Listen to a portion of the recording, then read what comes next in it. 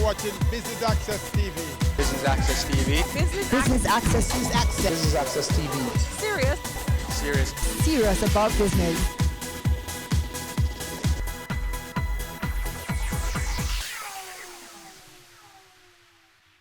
Hello and welcome to Business Access Television's coverage of the opening ceremony and reception for the Mona School of Business and Management's 4th Business and Management Conference. We're at the Jamaica Pegasus Hotel in New Kingston. I'm your host, Keneal Gale. Stay tuned for the highlights.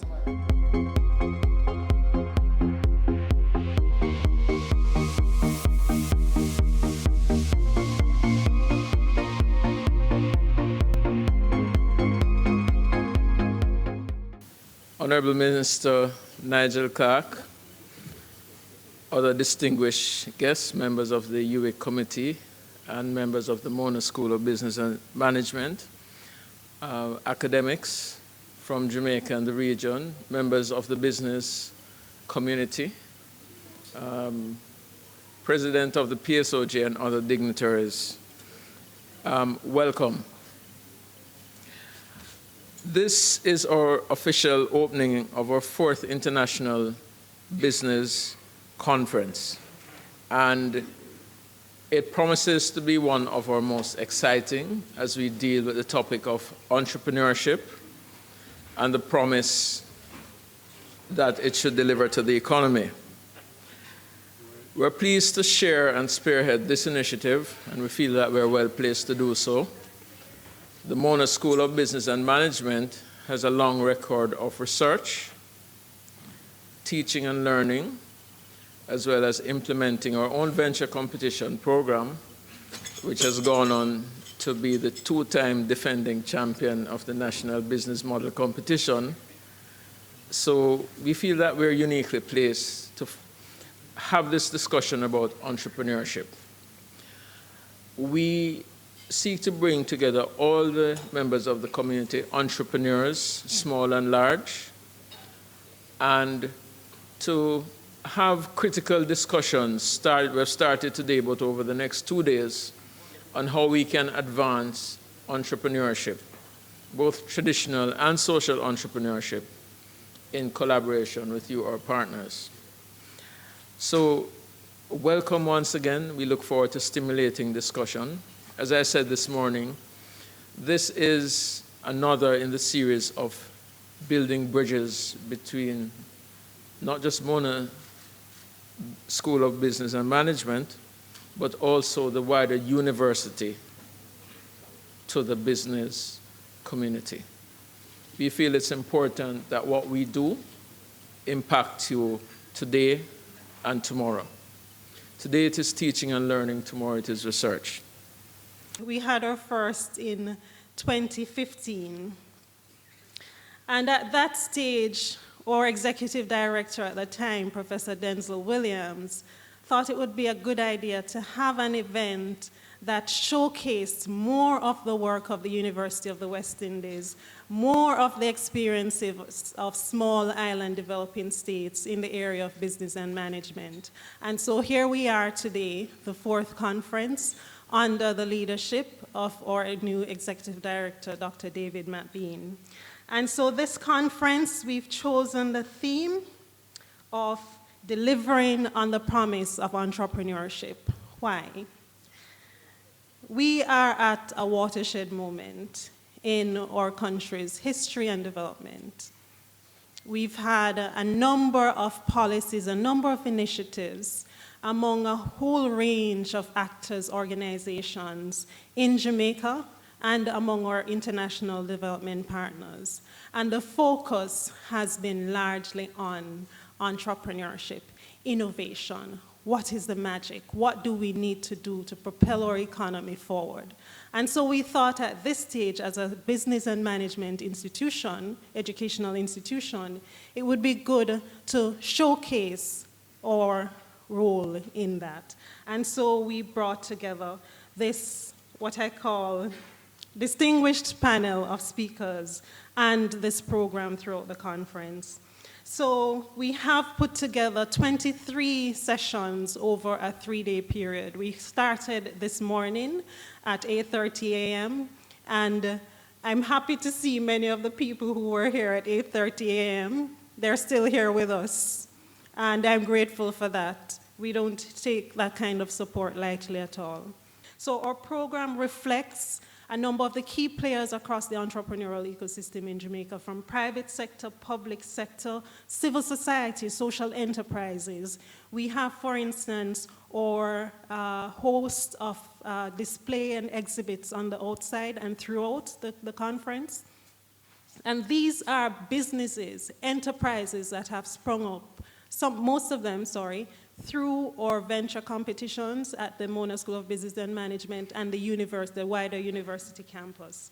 And as we are here, I invite you to walk about and see what is there. So we have a host of sessions that focus on some of the hard skills for entrepreneurs. What are the audit issues? What are the legal issues? What are the regulatory issues that we all need to know about as entrepreneurs and MSMEs? What are some of the innovations? What are some of the policies taking place? We have sessions that focus on youth entrepreneurship, on gender, on networking, and it's critical that we offer these kinds of skills, because the reality is doing business is not just about the legal and regulatory issues. It's not just about having the idea.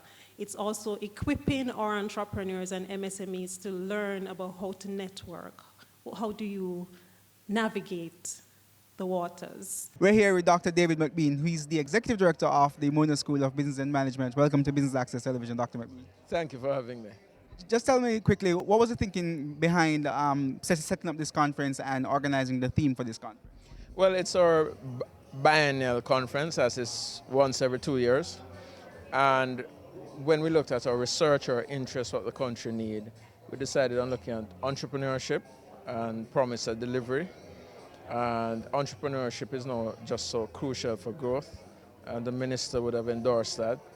And as a business school, because we remind people we're a business school, we have to look at the issues and areas that would drive business development in the country. So that's how we ended up with entrepreneurship this year. Do you think Mona School of Business's role in helping to drive economic growth in Jamaica is somewhat overlooked?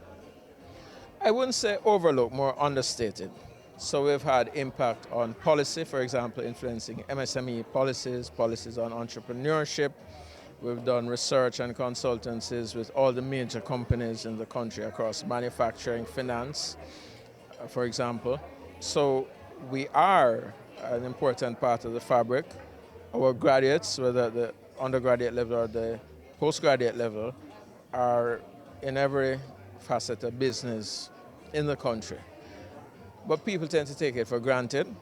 And so one of the things we have to do is certainly increase our engagement, but also highlight our existing engagement. Do you think there needs to be greater collaboration with the Mona School of Business and other faculties on campus? Yes, and we do have that collaboration. So for example, our master's students right now are solving some problems in the Faculty of Medicine.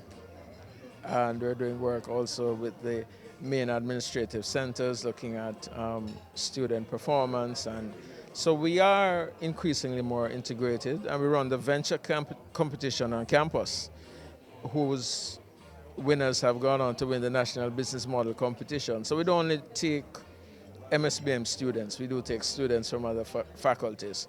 So we do a bit, but we have a lot more to do, and especially around entrepreneurship, driving that throughout the university. I'm really very pleased to be here and for the DBJ to be a sponsor of this very, very important conference that the Mona School of Business and Management is putting on.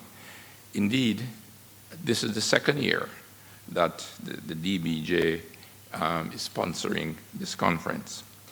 And I am pleased that we are sponsoring again this year, because the theme of the conference, delivering on the promise of entrepreneurship, is really aligned with the work that we are doing at the DBJ as it relates to our focus on the micro, small, and medium-sized enterprises. So we have capacity building programs that are offered to the micro, small, and medium-sized enterprises the work that we're doing in entrepreneurship, the work that we do with the universities, with the incubators, the business model competition that we sponsor every year with the universities. This is all very, very, very important work that's taking place, and we are really very happy to see that the Mona School of Management and Business is now really putting into practice a lot of the research and theories that we have at the universities. So yes, we are very pleased. We are very happy to be a sponsor of this conference, and the reports that I've had so far, the conference has indeed has gone very, very well. And just to say that we're looking forward to continue working in particular with the Mona School of Business. There are a number of very exciting projects and programs that we are going to be rolling out during the course of this year. The minister might mention some of them in his remarks. But again, just to say that we are really very happy to be a sponsor again of this conference, and we wish the conference every success. Thank you very much. You're watching Business Access's coverage of the opening ceremony and reception for the Mona School of Business and Management's 4th Business and Management Conference. More after this break. Business current affairs you can relate to. Frank, credible discussion. On point with Kalila Reynolds and Dennis Chung. Dissecting the issues, offering solutions to Jamaica's challenges. On Point, Thursdays at 8 p.m. on Business Access TV.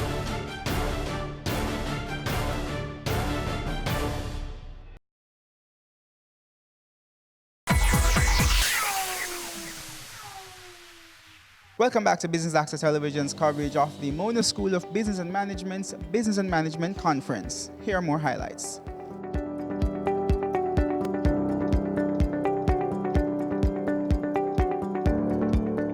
I'm very happy that the Mona School of Business has saw it fit to focus on the topic of entrepreneurship. Entrepreneurship at its most fundamental level is taking risk in order to achieve a particular objective. You can have social entrepreneurs, you can have business entrepreneurs. I think we're focused on business entrepreneurs here, but the risk taking is common to both. And as far as business entrepreneurs are concerned, it is risk taking with a view of making a profit. Now, throughout the course of human history, it is clear and abundantly clear that the value of entrepreneurship to a society is immensely great, because all progress comes from taking risk, making mistakes, and more often than not, making breakthroughs that lead to phenomenal results. And all the advances that we can think of, the things that we take for granted, even here in Jamaica, the clothes that we wear, to the devices that we use, the cars that we drive, all of the products and services that we consume and we don't even think about, they resulted at some point in time from some entrepreneurial energy and success. Indeed, the components of all the things that we use resulted from some type of entrepreneurial success. So societies around the world that want to get ahead, want to deliver for their people prosperity, are focused on how to engender and support and inculcate in their societies this thing that we call entrepreneurship. When you go to countries like Chile, that is today known for entrepreneurship, it has resulted from a dedicated focus over a long period of time, and Chile has had some very innovative programs, some of which would be great if we could do in Jamaica. They have a program, for instance, and this is not a proposal. This is called flying a kite. But they have this very interesting thing in Chile where, and they can do it now given the stage of development they're at, but they offer a certain amount of funds to any entrepreneur anywhere in the world who comes and sets up business in Santiago. And they may even, there's a small hiring component. So if you're going to set up a business, they advertise. You come to Chile and we will give you $50,000. I don't have the precise, it might be 50, it might be 25, but some number like that. That's how serious they are about entrepreneurship. You go to Israel, there are serious programs designed to build an entrepreneurial ecosystem. You go to India, and it's the same. And the reason is that these countries realize the tremendous value to society from having an entrepreneurial ecosystem and an entrepreneurial group in society that's not predetermined by birth. It's not the son of or the daughter of. It is determined by the power of one's character and one's dispensation, one's energy, one's outlook, one's preferences in life. If entrepreneurship is going to be dependent on the son of or the daughter of, we'll never get anywhere because there's no talent in the world that we know that's distributed in that way. But in all countries that thrive on entrepreneurship, there is a great degree of innovation that comes from their research institutions. Now, Jamaica has research. Of the 25 patents in the University of the West Indies, I believe 20 of them, Prof, you can correct me if I'm wrong, 20 of them are at the Mona campus of the University of the West Indies. These are international patents. Now the question is, how many of them have been commercialized and have been made to make money? That is the question. Because one thing to have the brain power and the tenacity, brain power to develop the research, the tenacity to go through the complicated process of registering an international patent and having the intellectual property. But then the next stage is to be able to commercialize that research. And that is an element that we need to work on if we are to realize our potential. As a result of that, we are working on engagement with the Inter-American Development Bank, IDB, and we're going to doing it through the DBJ. That is going to help us with the technical resources to build the capacity for commercializing of research. And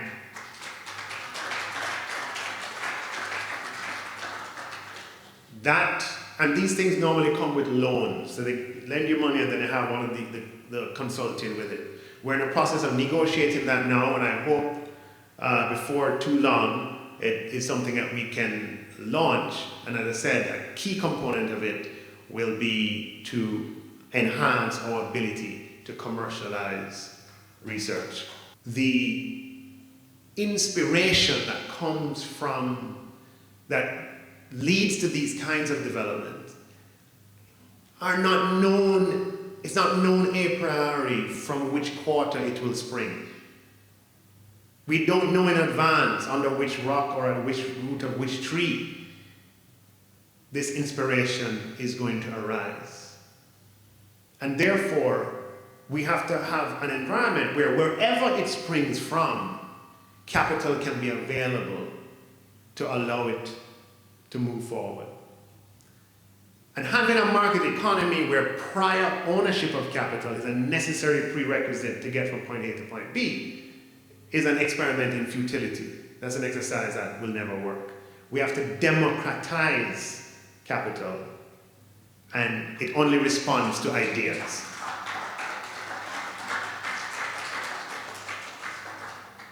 Now, we are making steps in that regard. as I announced earlier this year, as a part of the IDB facility of which I spoke earlier, which will have the component that helps us in the research and the knowledge transfer, we're going to have a sidecar fund of just starting with 200 million Jamaican dollars that will match angel investors, dollar for dollar, on angel investments that they make. The government doesn't have the resources to do the search or the evaluation, and so what it will do is find as many angel networks as it can, 2, 3, 4, 5, and have MOUs with them that whatever they decide to support, the government will come in on the same terms on a 50-50 basis.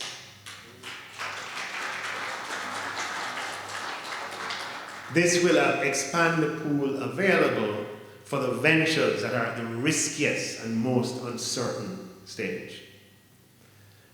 We have also increased our allocations through the DBJ and through other intermediaries of funding to medium-sized, micro and small businesses. As far as a product that deals with the providing replacement for security, i.e. this guaranteed product, where a medium-sized business that doesn't have the collateral can get a credit support from the DBJ, we increased the allocation of that from 250 million last year to 600 million this year, because we're serious about promoting entrepreneurship. There's a facility that deals with risk capital at the DBJ that we increased from 100 million to 400 million this year, because we're serious about boosting entrepreneurship. This is from a government that has 1 million, as you know, pressing needs in society, but we're creating space to support entrepreneurship. We also have allocated for the first time, and we just have to finalize the mechanisms for its disbursement, $500 million that is dedicated exclusively to companies that have sales under $10 million. So normally what happens, you allocate to MSMEs, and the companies with sales of 400 million or 300 million tend to dominate the financing. We know from our experience that the broader the base is the stronger the pyramid. So we want to make sure we have a broad base and that the micro companies have access to the oxygen of finance, and therefore $500 million exclusively to micro enterprises. In my budget presentation, I announced $200 million to be allocated towards research. Well, what we will do is allocate those funds across the research university space in a way that is transparent and in reference to some objective criteria, and leave it to the universities under some MOU with the Ministry of Finance, that's very general, to run the internal competitions for the allocation of those funds. We take another break here on Business Access Television's coverage of the Mona School of Business and Management's 4th Business and Management Conference. We'll be right back.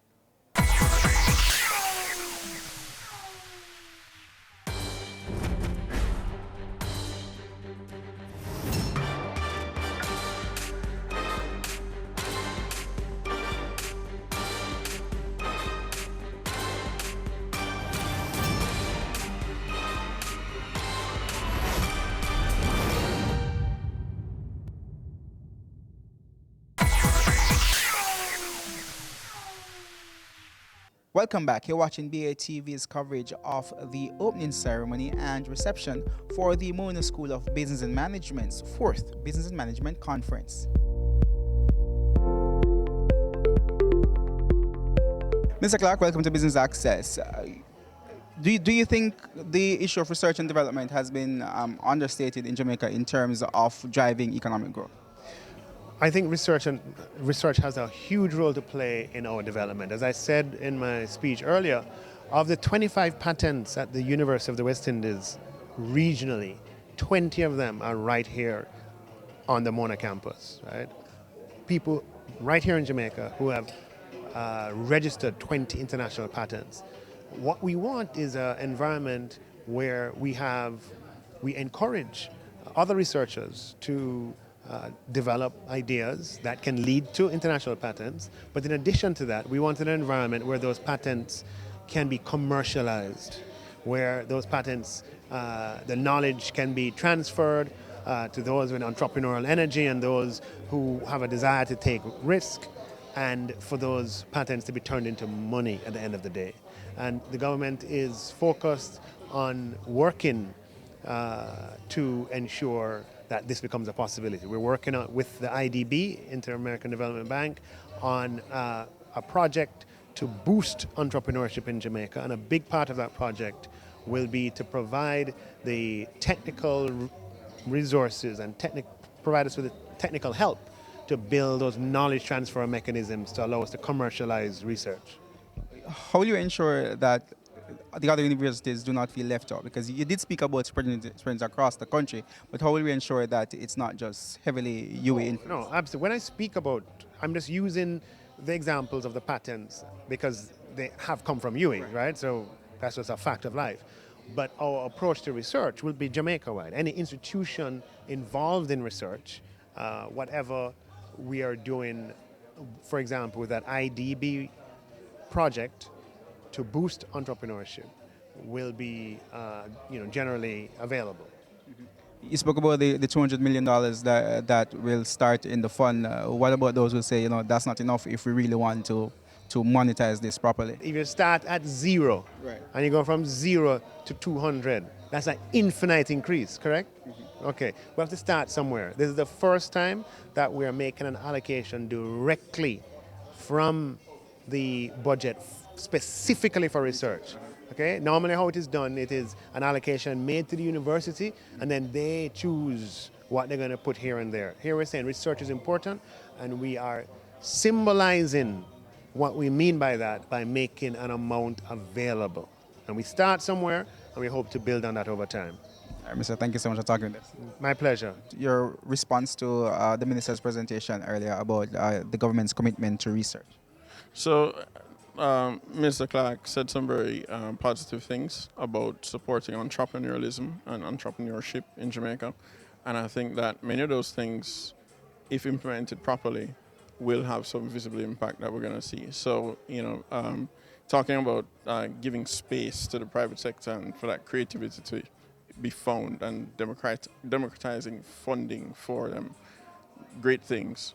And some of those programs that are through the DBJ going to be enabling more people to be able to access these funds, also great things. And the microfinance to the micro entities, also wonderful ideas. The funding for research, big step in the right direction. Government has funded research indirectly by funding universities, but they've never before said you must use these funds for research. And now this is that first step. And I think it's very good to recognize that what research does is help provide solutions to problems that, let's say, nobody knows the answer to yet. That's the point of research. And so to recognize that that's an important component of that stream of activities that leads to the kind of entrepreneurial outputs that we're looking for, that have economic impact. And to recognize that some deliberate funding needs to be put into that, that's a step in the right direction. So I fully support.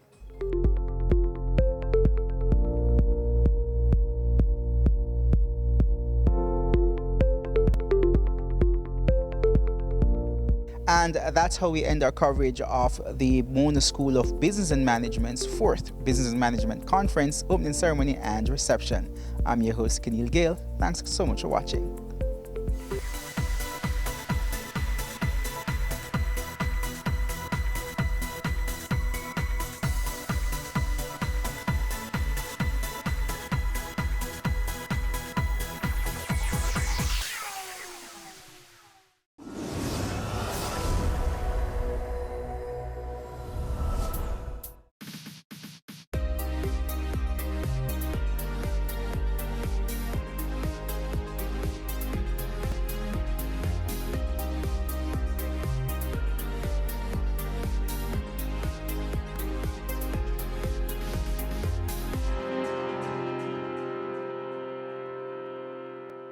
Did you know that the grand finals of the Jamaica Festival Song Competition will be held tomorrow at the Randy Williams Entertainment Center in Kingston?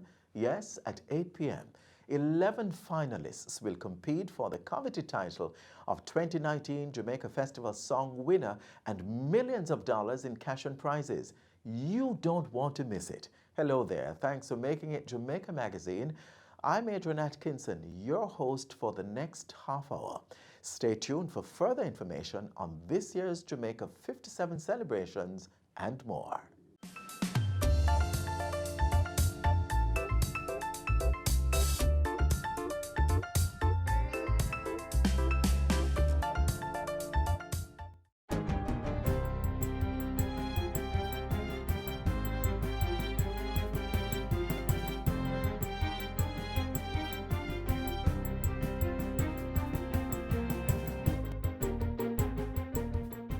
Good day, I'm Theodore Henry, and this is your JIS News for Friday, July 26. Prime Minister Andrew Holness says the next phase of the Housing Opportunity Production and Employment HOPE program is to be rolled out shortly. This will entail institutionalizing the employment and training aspects of the program. I'm very satisfied and I'm very happy to see the program come to this point where we can now say we have tested it, it has worked, and we are now going to bring the program to the institutional phase where it will be a constant feature of the development of Jamaica. The Prime Minister was speaking during the final stop of a tour of HOPE projects across the Covert area on Wednesday. He explained that in this next phase, HOPE would probably move from the office of the Prime Minister and be placed under an agency that can carry it more effectively.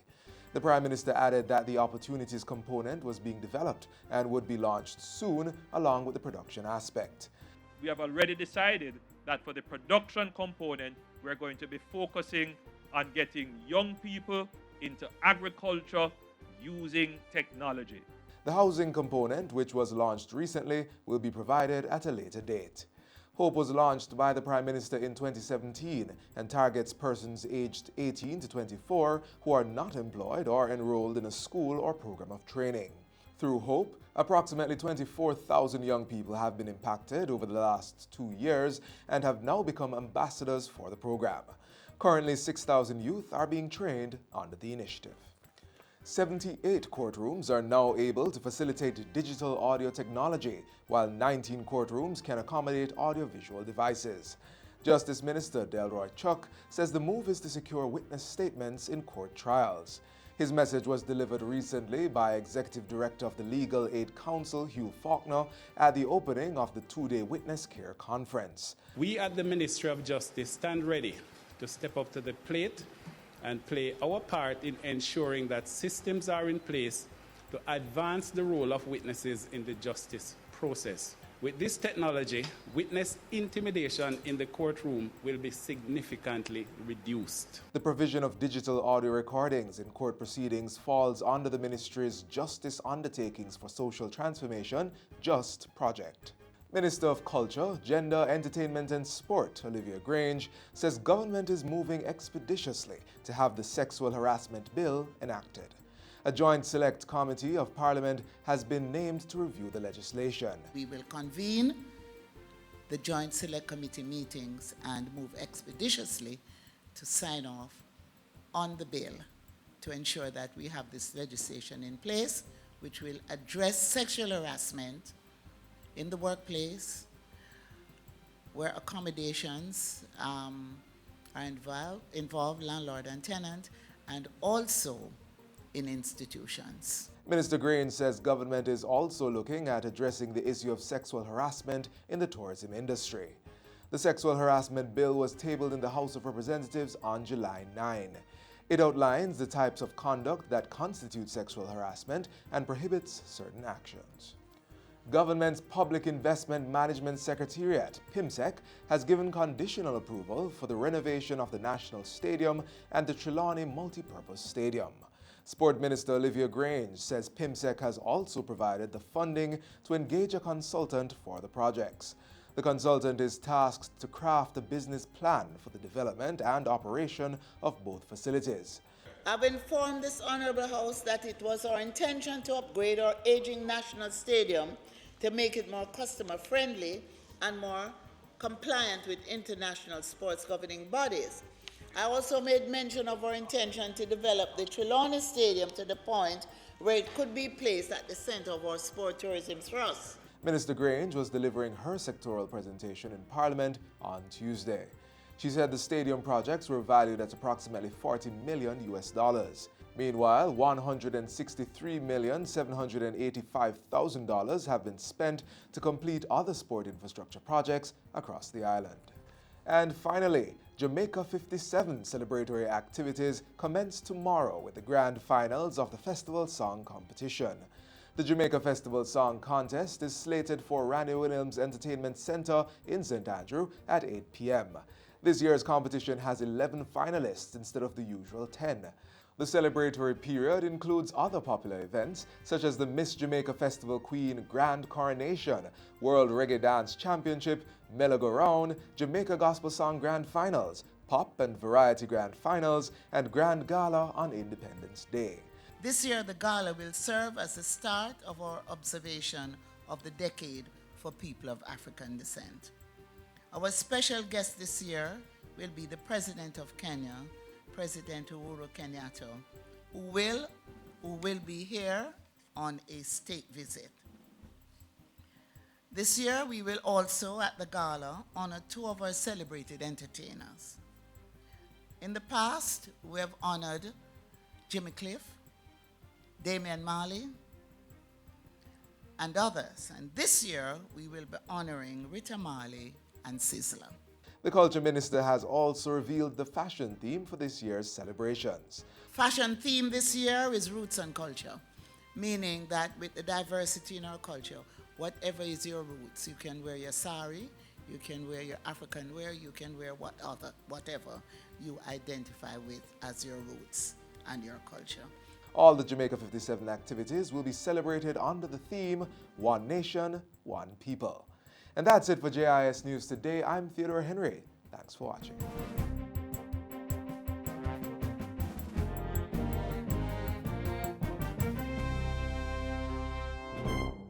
What can a little germs do?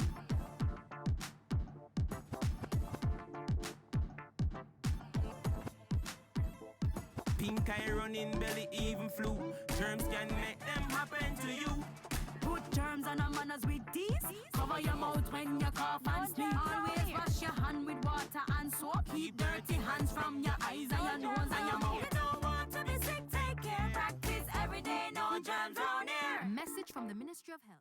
Have you ever heard about the Get on the Bike program?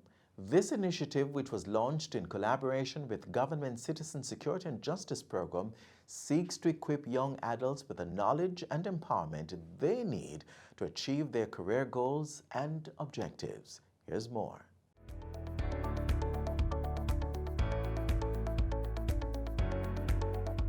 Well, Get on the Bike is the title of a book that I have written, and the purpose of the book was to help persons not only to dream, but to dream bigger. Sometimes we have a goal in life, and instead of pursuing it, we say, I'm not educated enough, I'm not bright enough, I'm not experienced enough. So Get on the Bike is a metaphor to say whatever you want to achieve in life, you can do it. Go for it. Yes, Marsha's Get on the Bike initiative was launched in 2019 to empower and engage teenagers and young adults in various schools, churches, inner city communities, and rural areas across Jamaica. For schools, I reach out to the guidance counselors and ask if they have a group they would want me to speak with.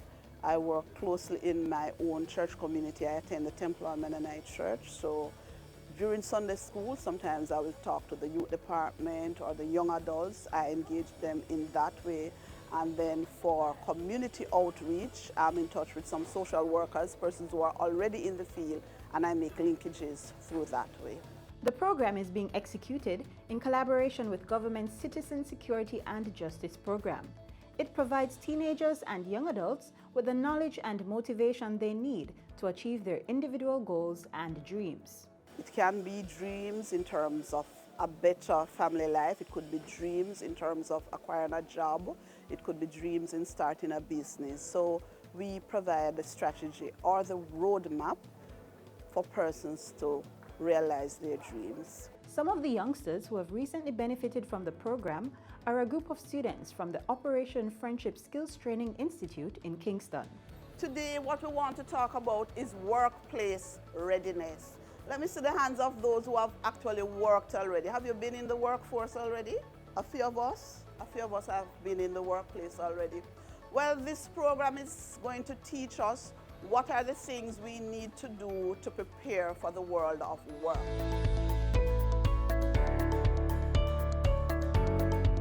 One of the best means of getting a job is what?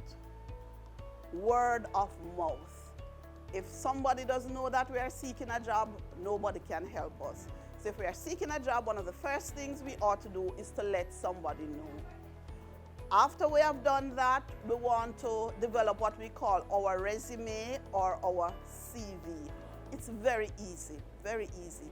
Start at the top with our name, then we go to our address, then the telephone number, then our qualification or experience, whichever is stronger.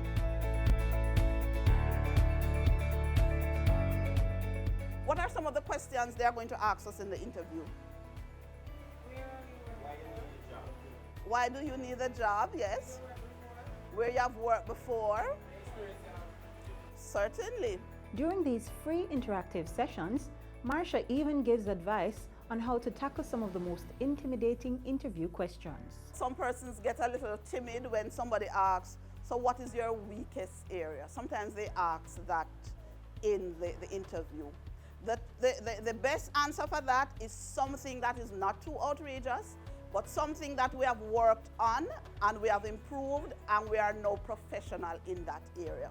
I think the session has a great impact on us as students because not every student is aware of how to operate within the work field and know what to do and where and when, how to go about doing it. Coming here, showing us the steps and what to do from what not to, like having our name, the address, work experience, our qualifications and the information about us, that will help us to know what to do in able to get our work. But preparing students for the world of work is just one of the focus areas of the Get on the Bike program.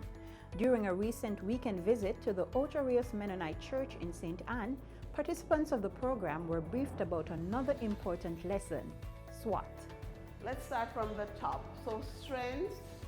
Strengths are the things that we are very good at.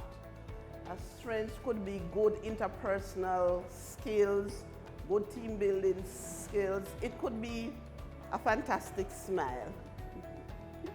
Weaknesses. Weaknesses, these are things that we are not so good at. So the weakness could be we have poor time management skills. We are not organized, always late. Things like that would be considered a weakness. Things that we need to improve on. The O stands for opportunity.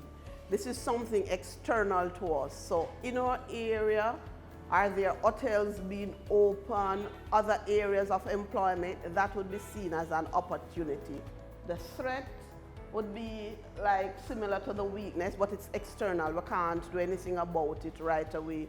Perhaps a threat would be poor transportation service within my area.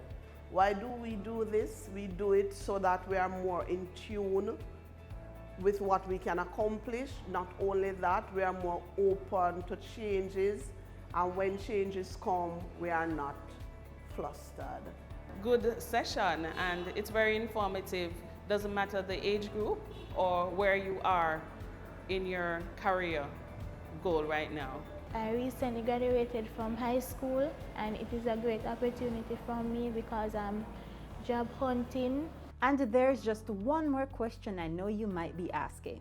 Why the title Get on the Bike? A bike to me represents freedom, it represents creativity, some amount of skill, and always going forward. And there you have it. For more information on how you can get on the bike, email Marsha Norman at marshanorman2017@gmail.com.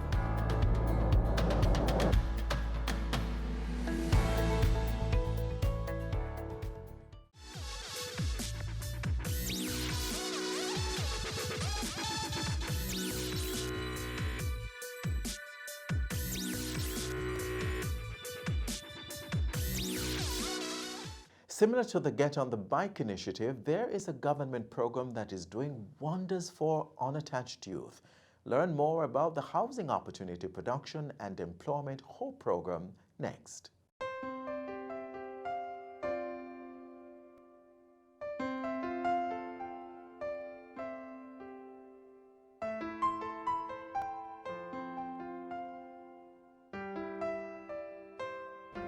Growing up, I didn't have no parent, nowhere to go. I was just stranded.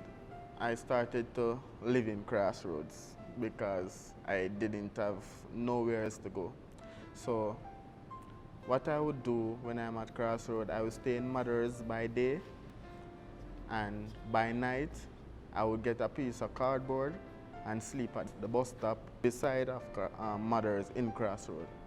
I will walk and beg, or I will stay in Mothers for the whole day, begging passbys or so forth, till I find myself again money now. So I'd always have a phone, so I use that money that I get, buy credit, put on the phone and put on service, data, and find out about all of the ministries and so forth. And I will sit there and call the different ministries, from the Chief of Defense Staff Office to the Minister of Education, the Prime Minister's Office, all of those.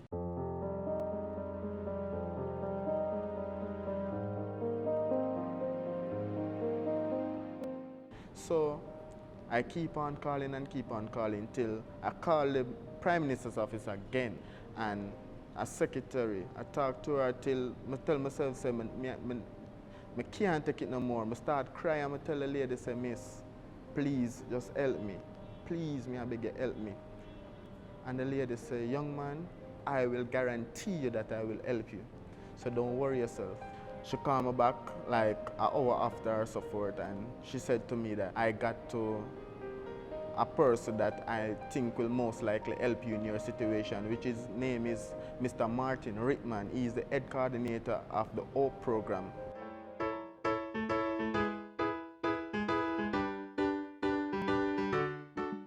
An hour after, Mr. Rittman called me, and he introduced himself, and I introduced myself, and I tell him my story all over again.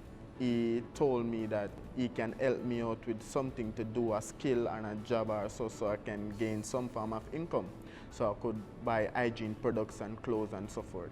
So he directed me to the Art and Ripon Road, where he told me to bring all relevant documents like ID, TRN and so forth to that place on Ripon Road, and speak to the secretary and tell her that Martin Rittman, the head coordinator of the HOPE program, sent me here.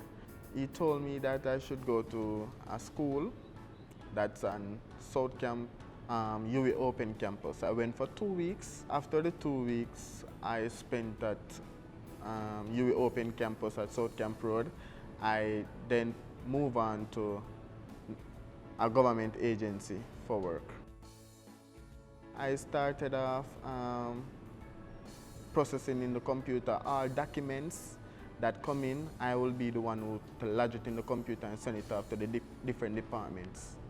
But now I'm a customer service rep at the moment, because my supervisor told me that my talent is wasted where I'm at right now. I don't do much more than lodge the documents in the system and so forth.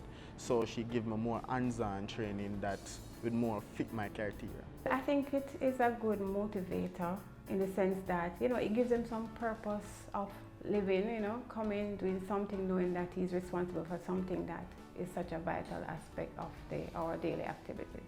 He dresses well, always on time, and he takes pride in whatever, what is assigned to him, meaning he works really hard, and whenever he's not here, they miss him.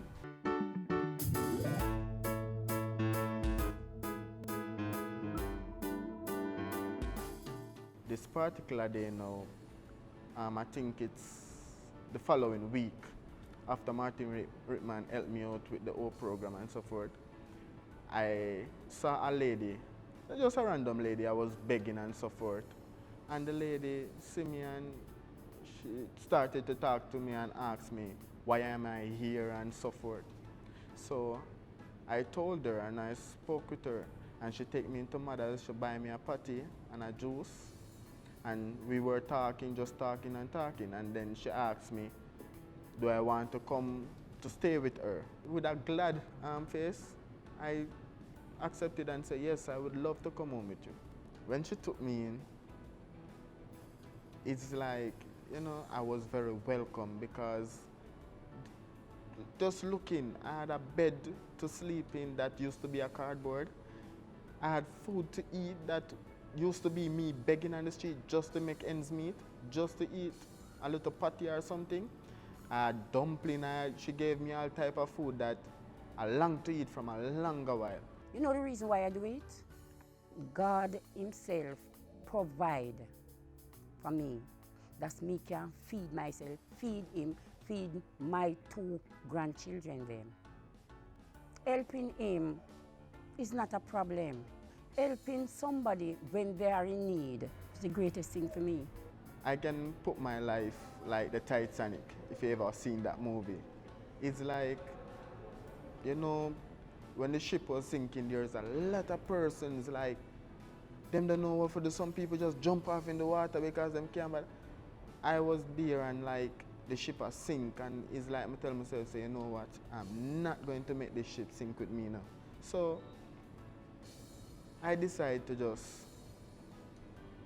jump off. So when you jump off now, I decide say, you know what, I nah give up, I nah just drown so, I nah just go down so. So I tell myself, say, you know what, I go swim. Till I see a light, and that light was Martin Rickman who shine a lot of other lights for me to a lot of different islands, a lot of different places.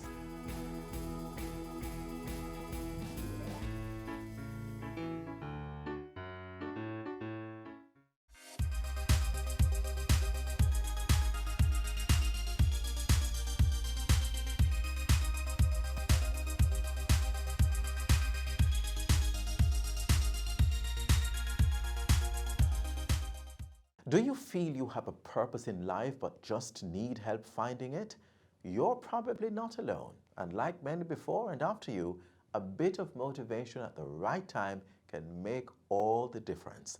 Listen as Dr. Wayne Henry from the Planning Institute of Jamaica shares valuable information you need to hear.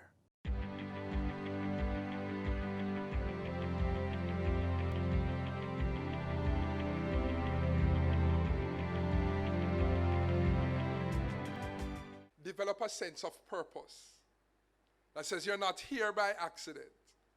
You are here for greatness. You are here with destiny in mind. You are supposed to do something great, and you're on that pathway. There are persons who are in the departure lounge of life, at the end of their life, and they look back and they have regret because they never took time to uncover and develop a sense of purpose. Why am I here? What am I supposed to do before I leave this 7 billion people planet called Earth? What am I supposed to accomplish? Having a sense of greatness that's in you. You're talented, you have gifts and abilities. Some of you are good with numbers, some of you are good with words, some of you are good with both, some of you are artistic, creative, some of you are sports oriented, and there are many things. And you take time to discover what are you passionate about. What can I just do naturally? I can jump out of my sleep and do it easily. Speaking now to your talents and abilities, your giftings. All of these come into your sense of purpose. The things that you are to do in life as you are to impact people. When you dream, when you close your eyes, what do you see yourself doing? And knowing that the sky is the limit. Second thing I want to say quickly is that you must learn to persevere. I heard Marquis speak about perseverance. Everybody say perseverance. Sometimes we don't achieve much because we give up too easily. You have to learn, if you want good, your nose have to. Yes, man, you have to get your feelings hurt and still go on. When I was doing my PhD, boy, a man tell me, man, people seem to like you. Wayne, why don't you just leave this program and go back to your country? You have a master's. The PhD is not for you. Why don't go and make money? And that was a racist comment because I was black. I was the only black person in the program. And he was saying things that hurt me, and I didn't want him to see me offended. I left his presence, went into my room, and I cried. But I decided to continue in my effort for excellence. Are you hearing me? And so perseverance means to continue a course of action in spite of difficulty, in spite of opposition. When they fight it down, when bad mind reach you, and they're fighting it down, and they say you're not the right gender, young ladies, and they say you don't deserve to be here, don't pay no attention, press on nonetheless. And it means you also have to have the right people around you. Be careful of the company you keep. As you go through life, you're going to make mistakes. As you go through life, you may fail at something. You want people around you who can encourage you to get up again.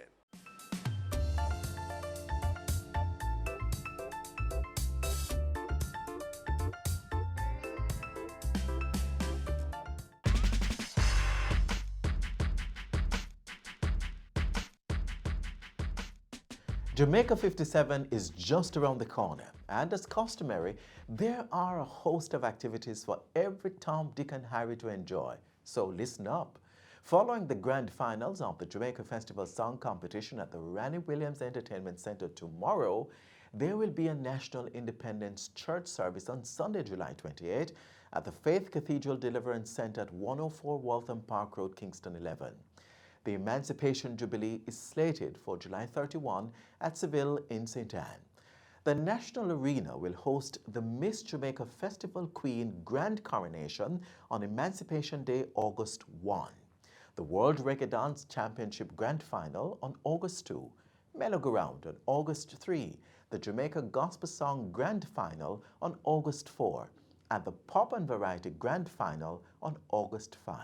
Grand Gala will be held on Independence Day, August 6, inside the National Stadium. We have a lot to celebrate as a nation.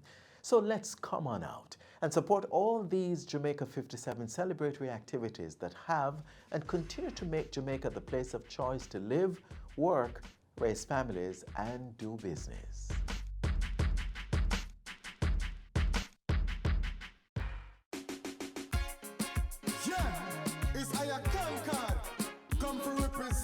From a Jamaican era them. We heroes fight very hard. Them have to fight with the hard and abroad. Hero them fight very hard, so we can enjoy with hard. We heroes fight very hard. Them have to fight with the hard and abroad. Hero them fight very hard, so we can enjoy with hard. Whoa, this a sweet, sweet Jamaica land. I don't know so the 60 come from. Not to mention the heroin one. You check Poland when Annie come from. You want to know about Paul Bogle? You go online and start to Google. Cause St. Thomas not a female ballad. Alright, that's a Paul Bogle come from. Cause them fight very hard. Them have to fight with the hard and abroad. Hero them fight very hard, so we can enjoy we hard. Hero them fight very hard. Them have to fight with the hard and abroad. Hero them fight very hard, so we can enjoy we hard. Whoa, equal rights all are we fear. Who said that no Marcus Garvey? I wish one never beg no pardon. The same one George William Garden. Cause me a sing me feel it from the heart. When me remember my beer where they make some sharp. Spanish to me go lick me auntie. She said don't want to me issue go post a manty. Say them fight very hard. Them have to fight with the hard and abroad. Hero them fight very hard, so we can enjoy with that. And this is the final stop in today's magazine. Thanks for journeying with us. To watch today's program, again, simply visit our website, jis.gov.jm. And don't forget that you are able to follow us on Twitter, Facebook, and Instagram. On behalf of the entire team here at the JIS, I'm Adrian Atkinson. Have yourselves a great weekend.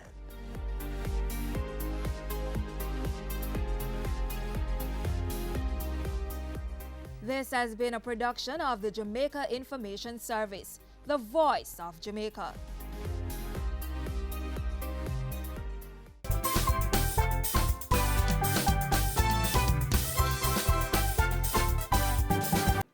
Turn to somebody and say, I think that there is purpose in my pain because God is intentional. A long time ago, when I was at St. Andrew Prep, no St. Andrew Prep people here. No.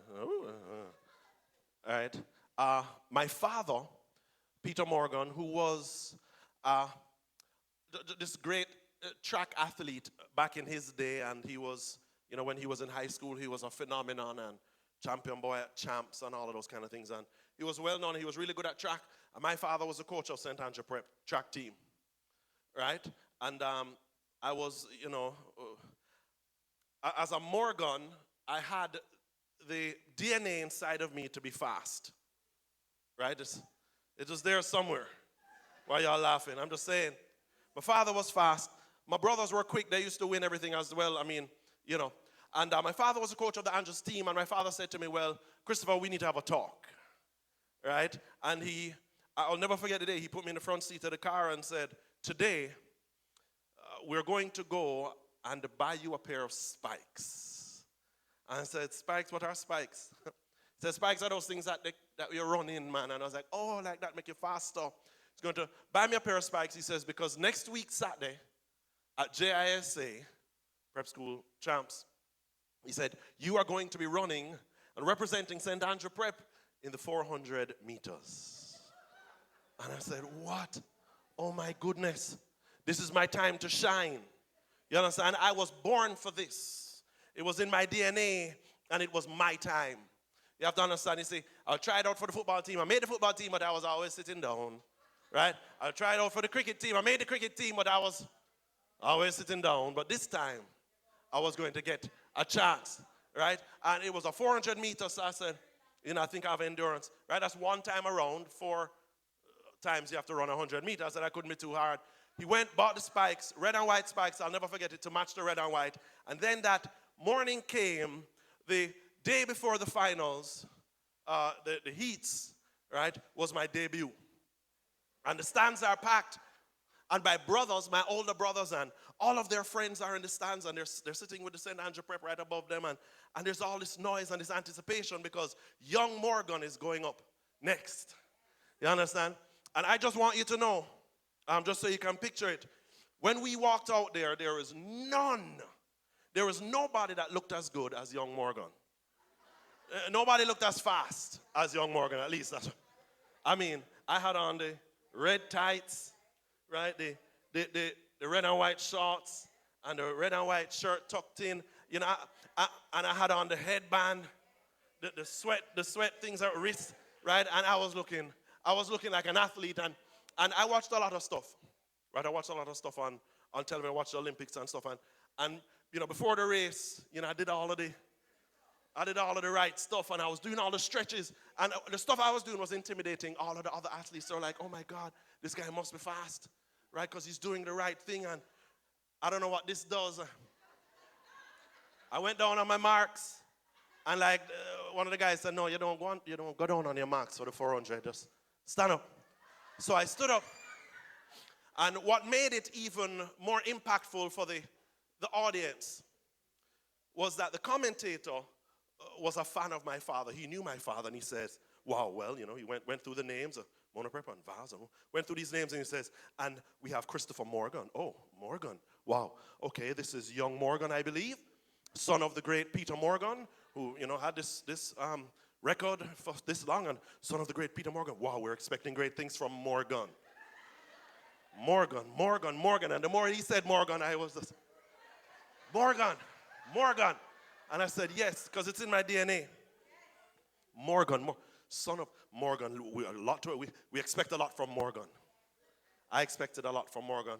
We said, on your mark, get set, go. And Morgan was out of the blocks, and Morgan was running and running after us on 400 meters. In the first 100 meter, everybody was behind me. I was in lane 4, and I had overtaken everybody on the right, if you understand track and field. And I said, wow, Morgan is out. And look at Morgan go. Beautiful. Look at him. He looks like his father. High knee lifts. He's going. Look at Morgan go. Look at Morgan go. Morgan.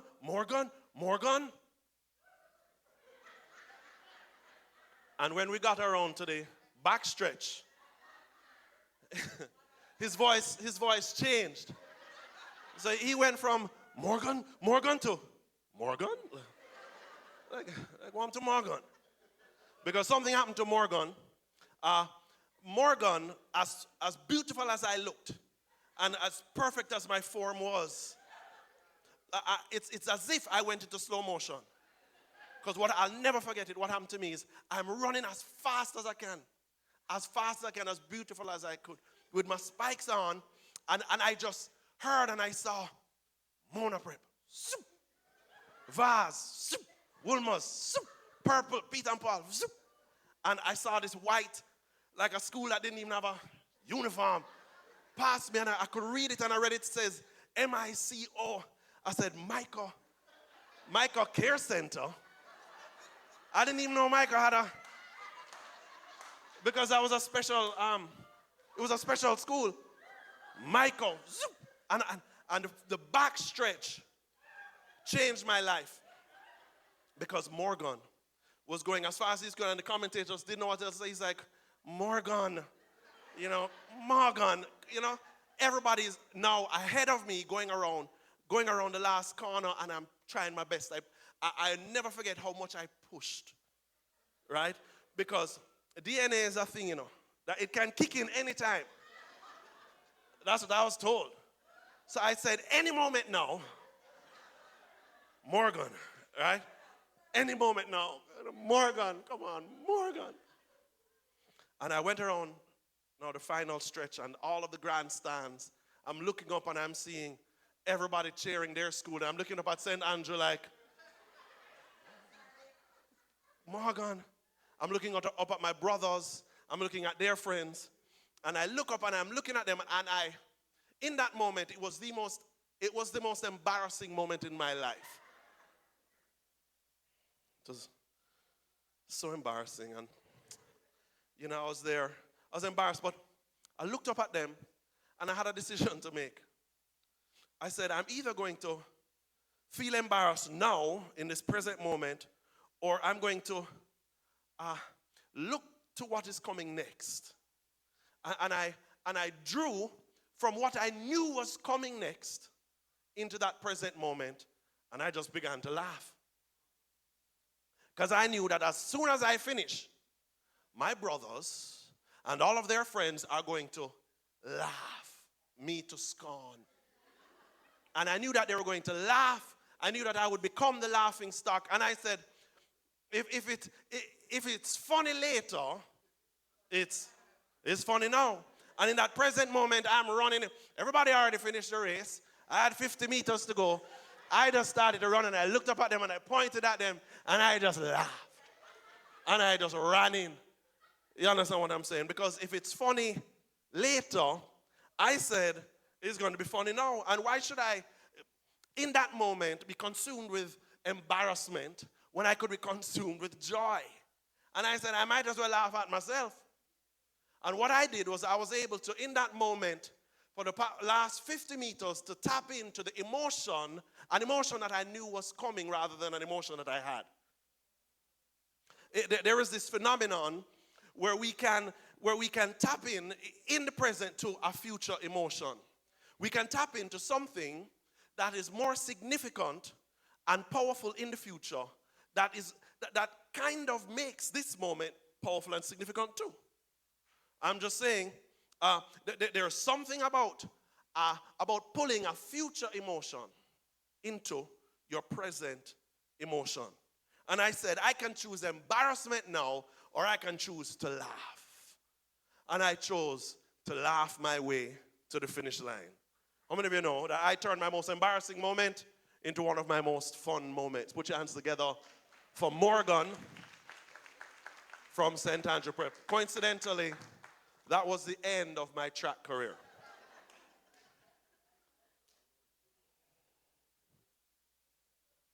Adjust your emotions in the present to a future emotion that is more powerful and more real. What was more real than my embarrassment was the fact that they was going to laugh after me. Today, I want to talk about the fact that there is purpose in your pain. My hope is that the pain that you feel about your past and the pain that you may feel in your present and in the future when you feel pain, that you will be able to, while you're going through that pain, somehow tap into an emotion that is more powerful in the future. Let's see what happens. So most of you don't like pain, right? Pain is the one thing in your life that you're trying to avoid. How many of you are trying to avoid pain right now? I'm not trying to feel any kind of pain right now, all right? And when I think about my pain in the past, when I think about what they did to me, when I think about what was done, when I think of what I've been through, I don't like it. It's not right. And a lot of us set our lives up to not have any pain. You stay away from people and places so that you don't have any pain. And when it comes to our relationship with God, we build a relationship with a God that we believe won't allow there to be any pain in our life. And we develop a theology, we find the right church, and we listen to the right speakers and preachers online that will give us a philosophy that we want to hear about pain, where he is provider and protector, where he is providential, where he's so sovereign and so powerful, that he is so great, that he's always good.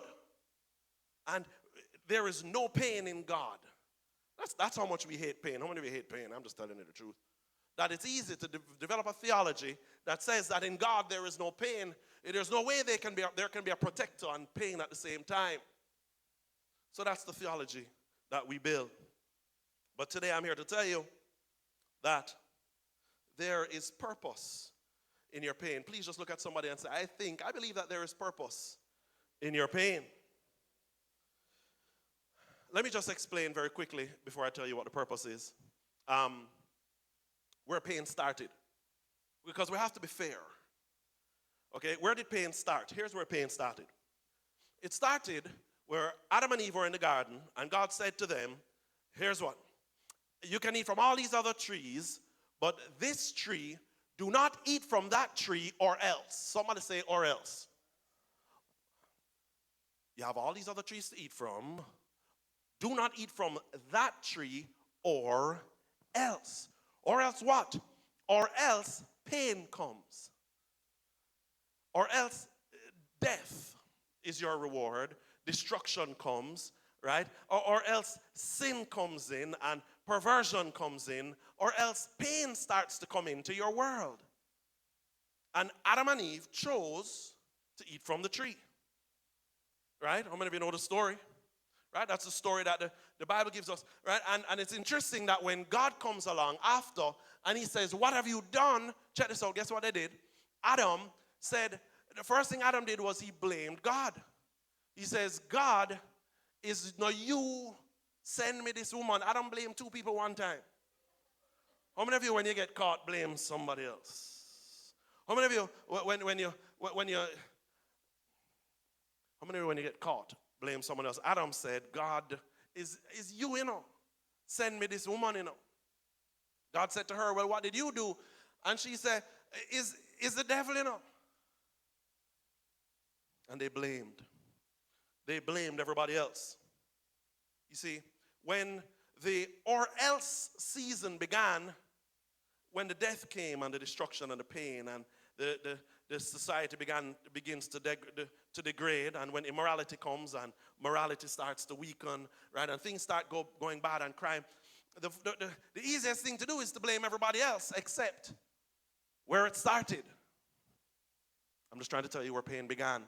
And as adults, we have to check it out. We have to listen to it. That's where pain began, right? So we can't, when pain comes, begin to blame everybody else.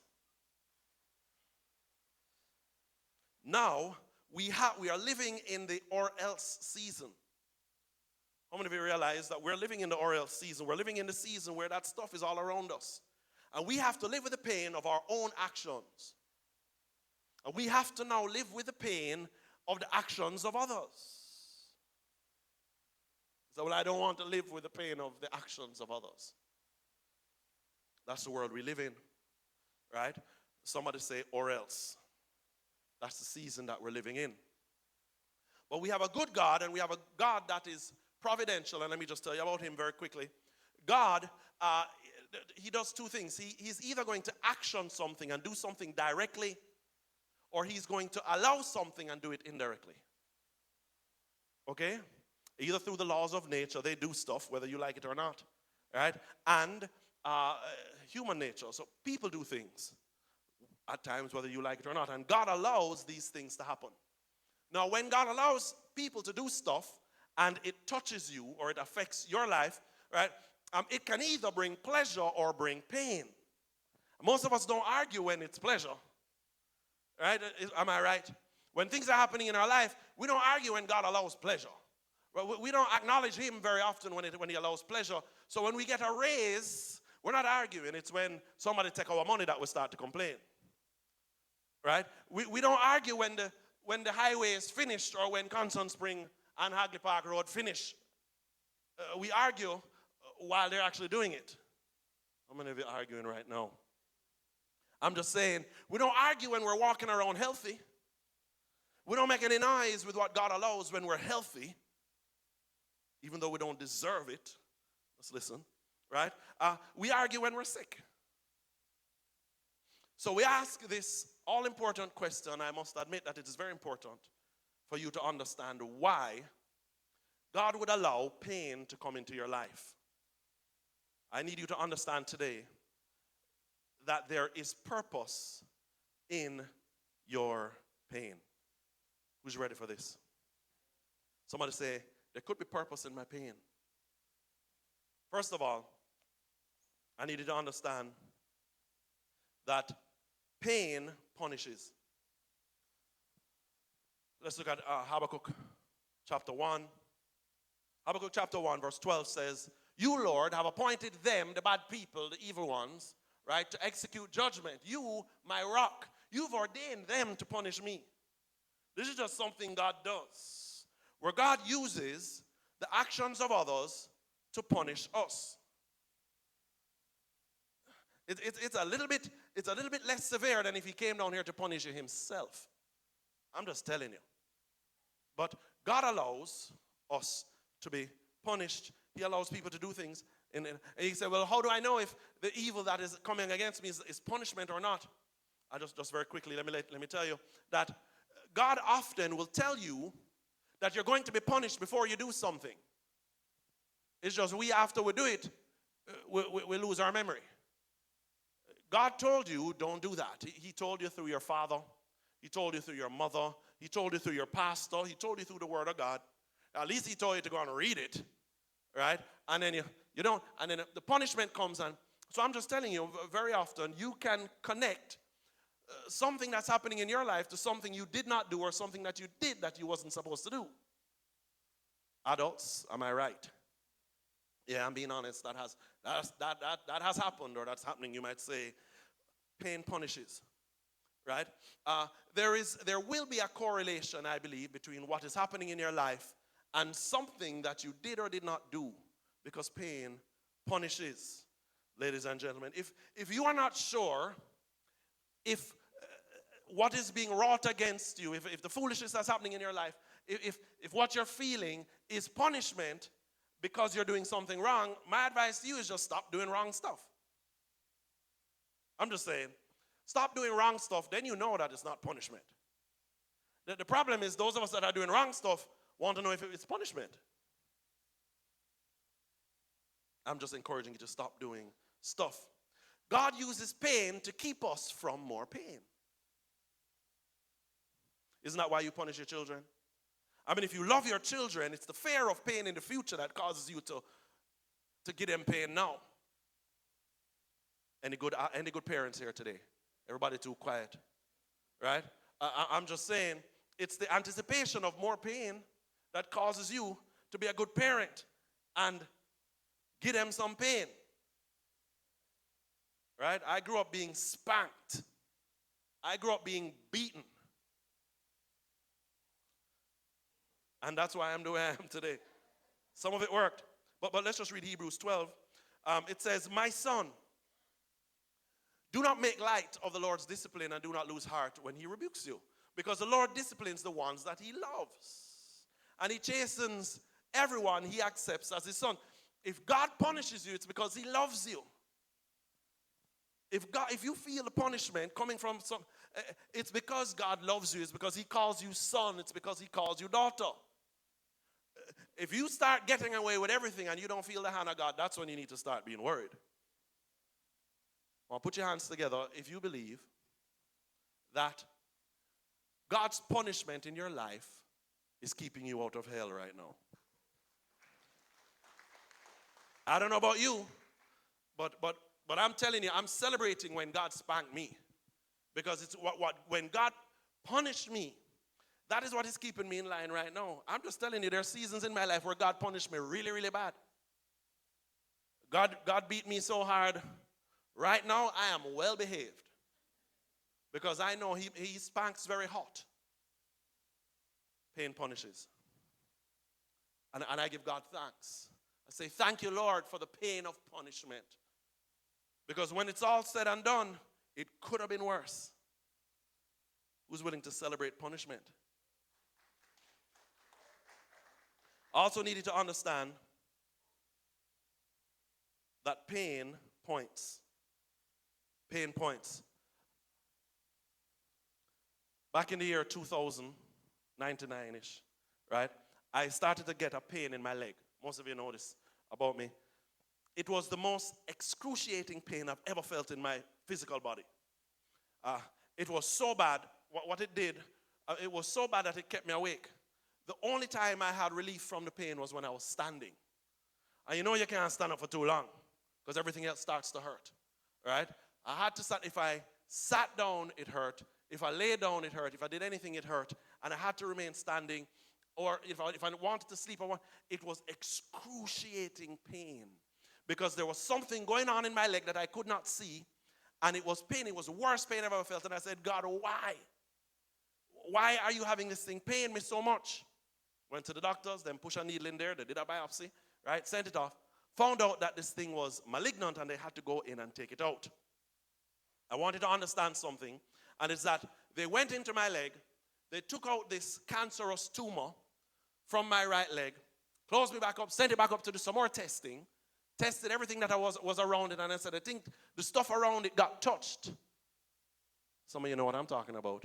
And we need to go back in this guy's leg. They went back into my leg and then they took out some of the bone, took out some of the muscle. And then they sent that off to be tested. A couple weeks later, the test came back. And the doctors told us that we believe we got everything out. And we do not recommend that he has to go into any kind of therapy. Chemotherapy. We don't have to cut off his leg. Somebody put your hands together. We don't have to cut off his foot. It did not spread.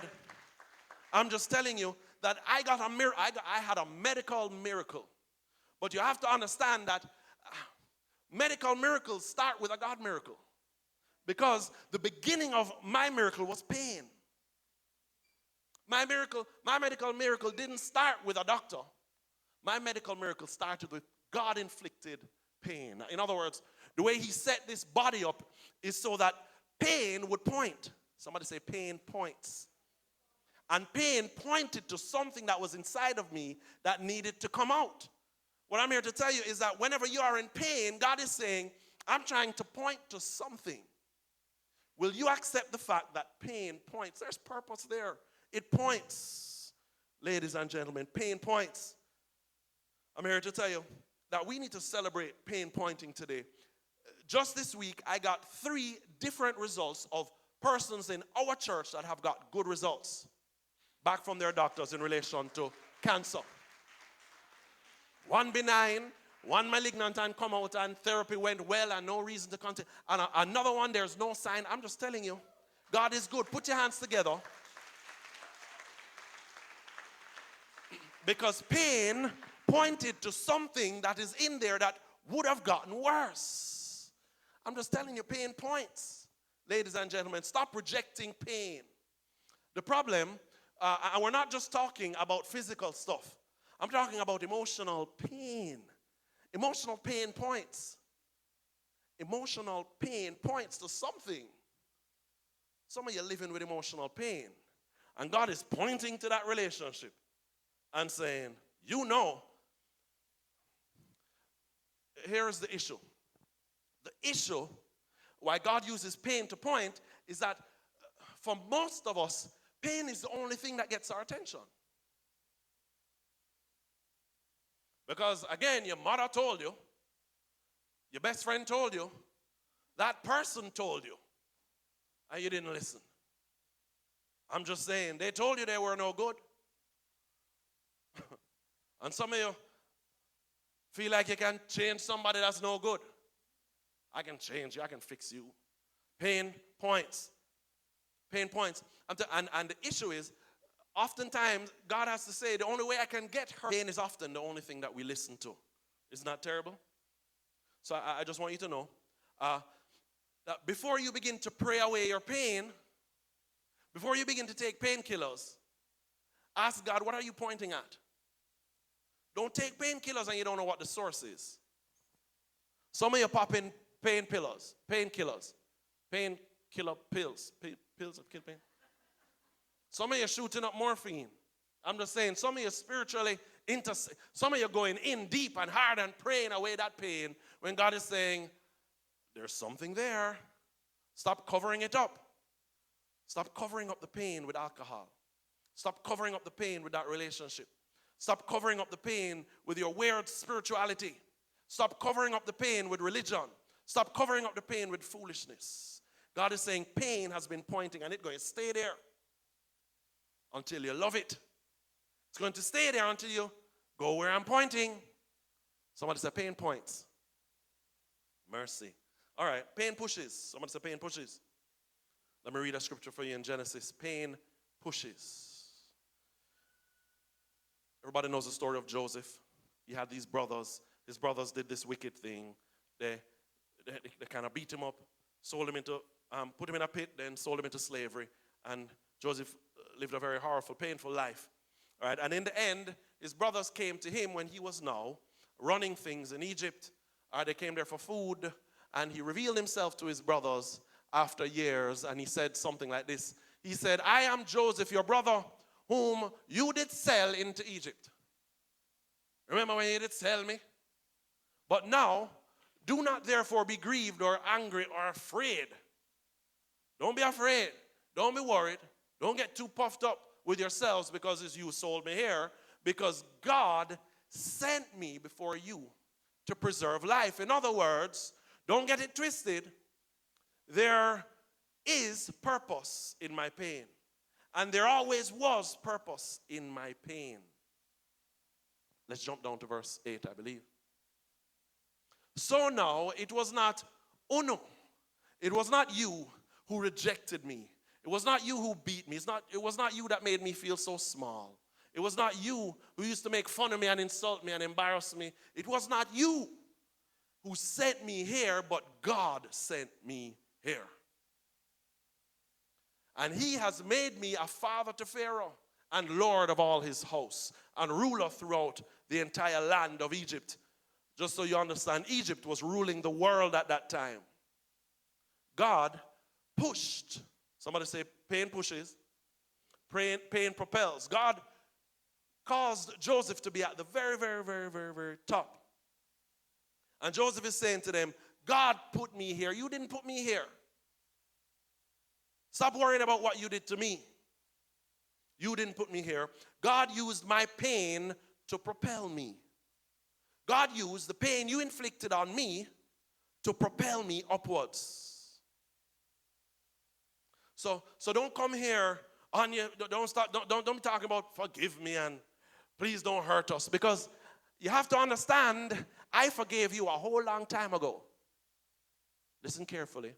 Joseph had to explain to them the reason that I'm all the way up here is because I forgave you down there.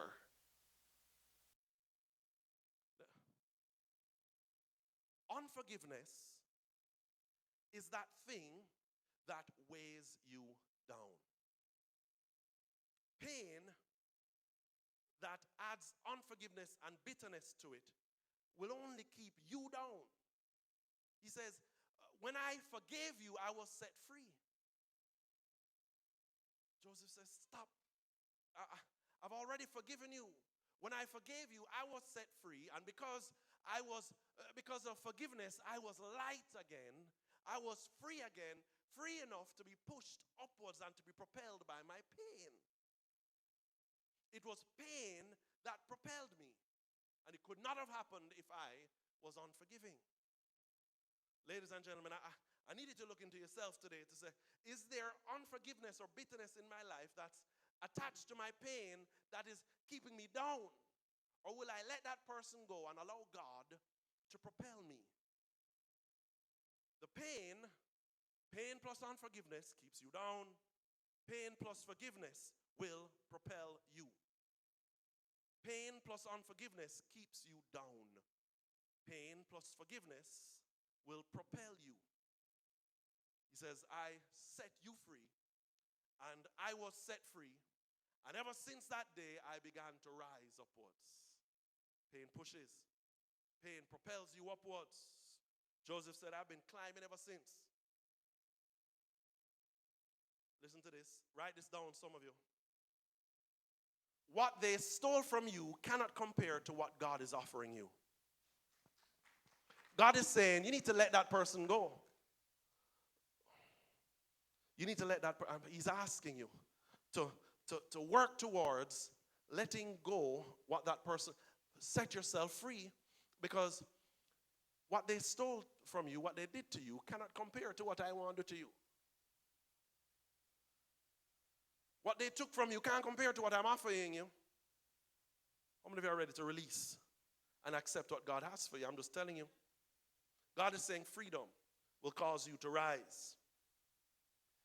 What Joseph said was that, what he pointed out, what we have to learn from his story, is that his most painful moments were moments that propelled him.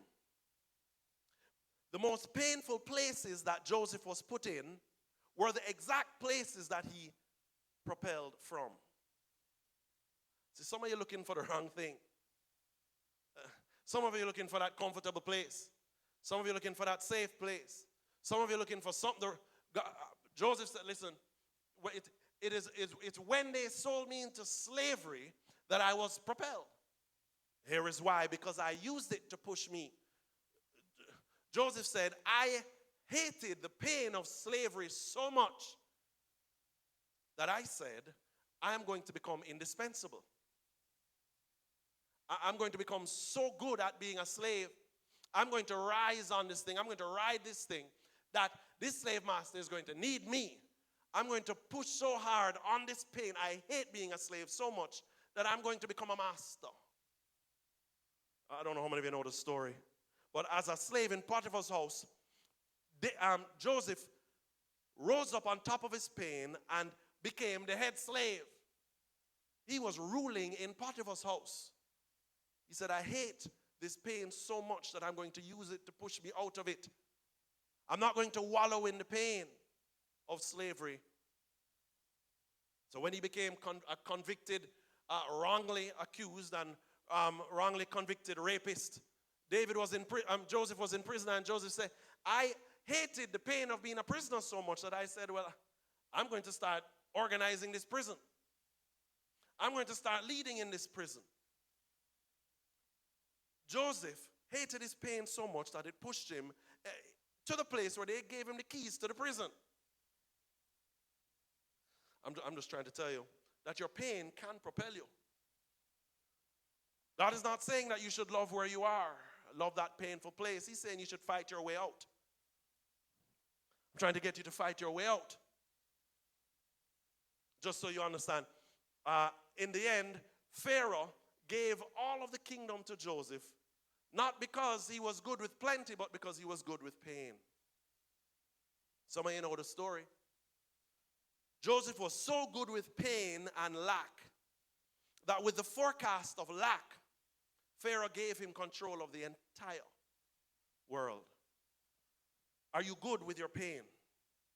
Does pain push you? Do you allow pain to propel you? Basically, Joseph looked at his brothers and said, you guys didn't kill me. What you did was you fattened me. Because what don't kill you? What? It fatten you. How many of you know that? Yeah. All right. Pain prepares. Pain prepares. A couple years ago, I was at the doctor, and I don't know why, but it was like a clinic type of a thing, and there was this mother, and she had this little baby in her arms, and looked like the baby was just about 1 year old, right? And she had a little fat, cute baby in her arms, and they're playing, and that baby didn't know what was coming. right? Nurse came over with this big long syringe needle, right? Took this thing out. It was a vaccine, I believe, and sat down there, and the baby just looking at the mother like, I love you, mommy. Life is so great when I'm in my mother's arms. Mommy, mommy, mommy, I love you, mommy.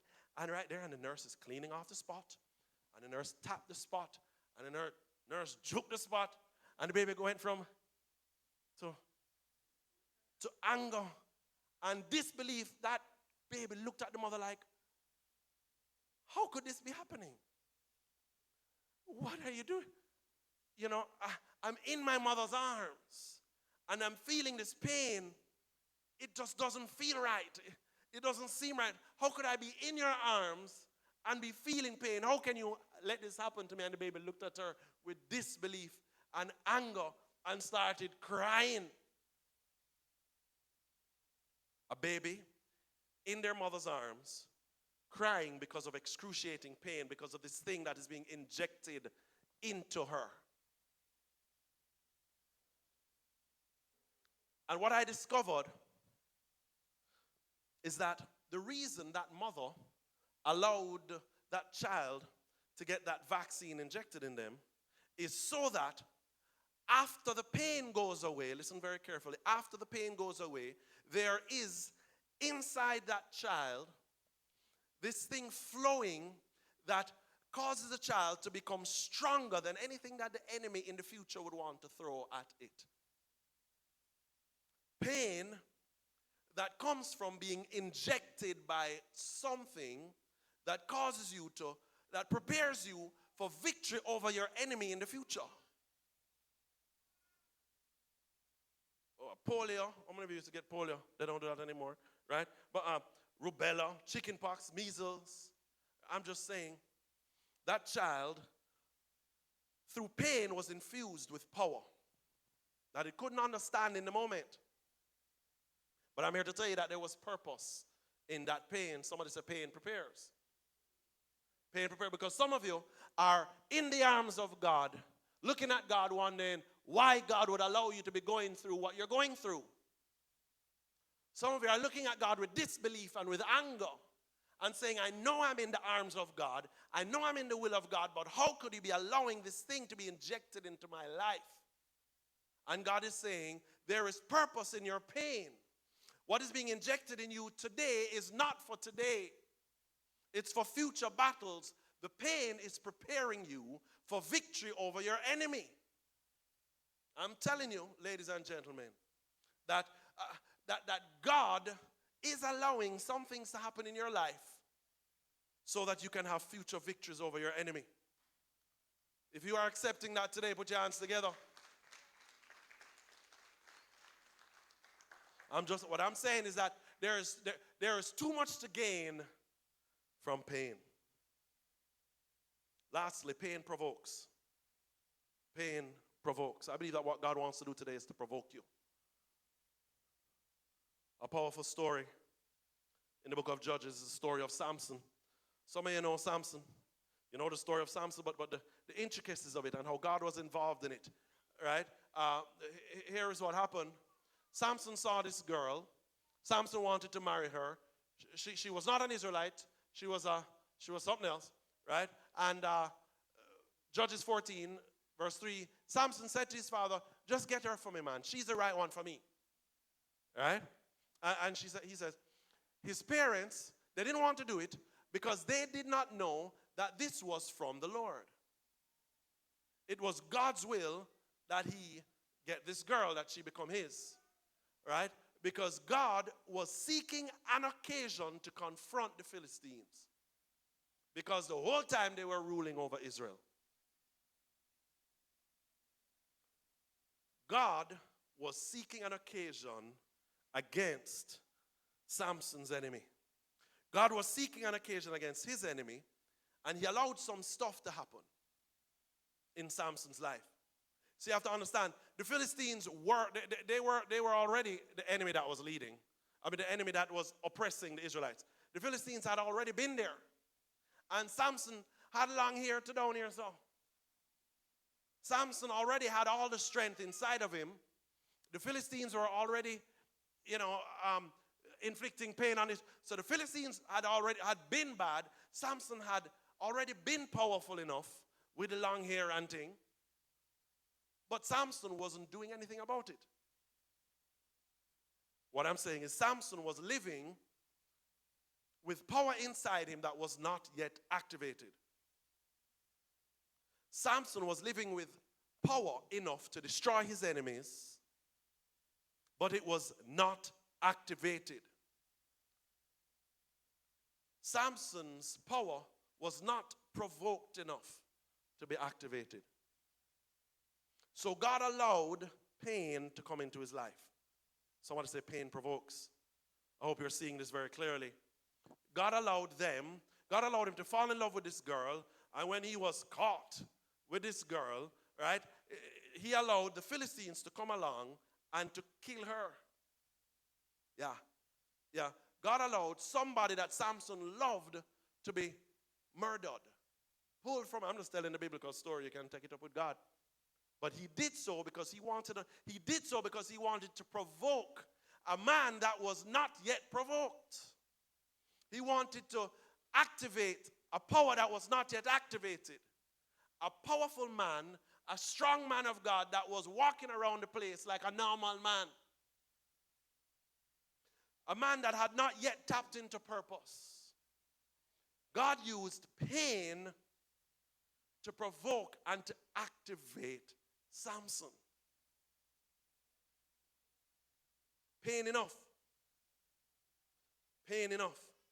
And Samson didn't stop to blame God. Why you made them kill her? Why you? Samson went after the true enemy. Samson went after the true enemy.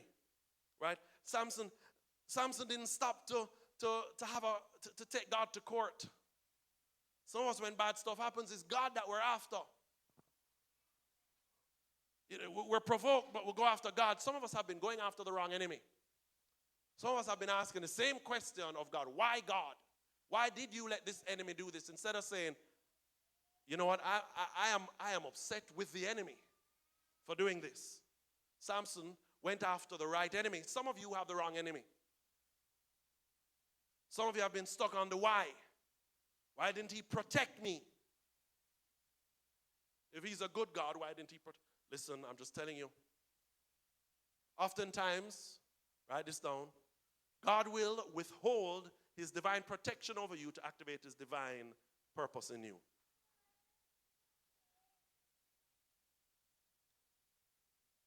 But he's protector. Oftentimes, God will withhold his divine protection over you to activate his divine purpose in you.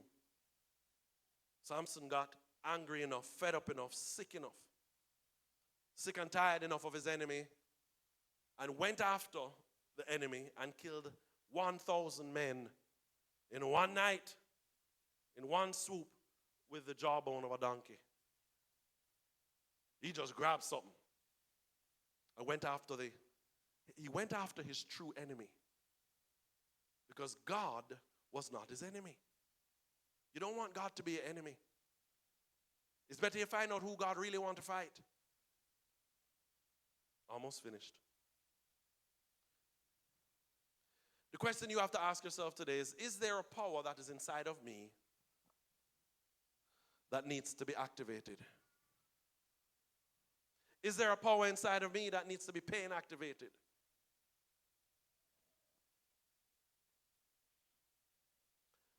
See, some of you are living a life where you're looking to God to keep you safe. And those of you that have been here for a while know my signature sermon, what I try to get across to you all the time is that God never bring you here to be safe.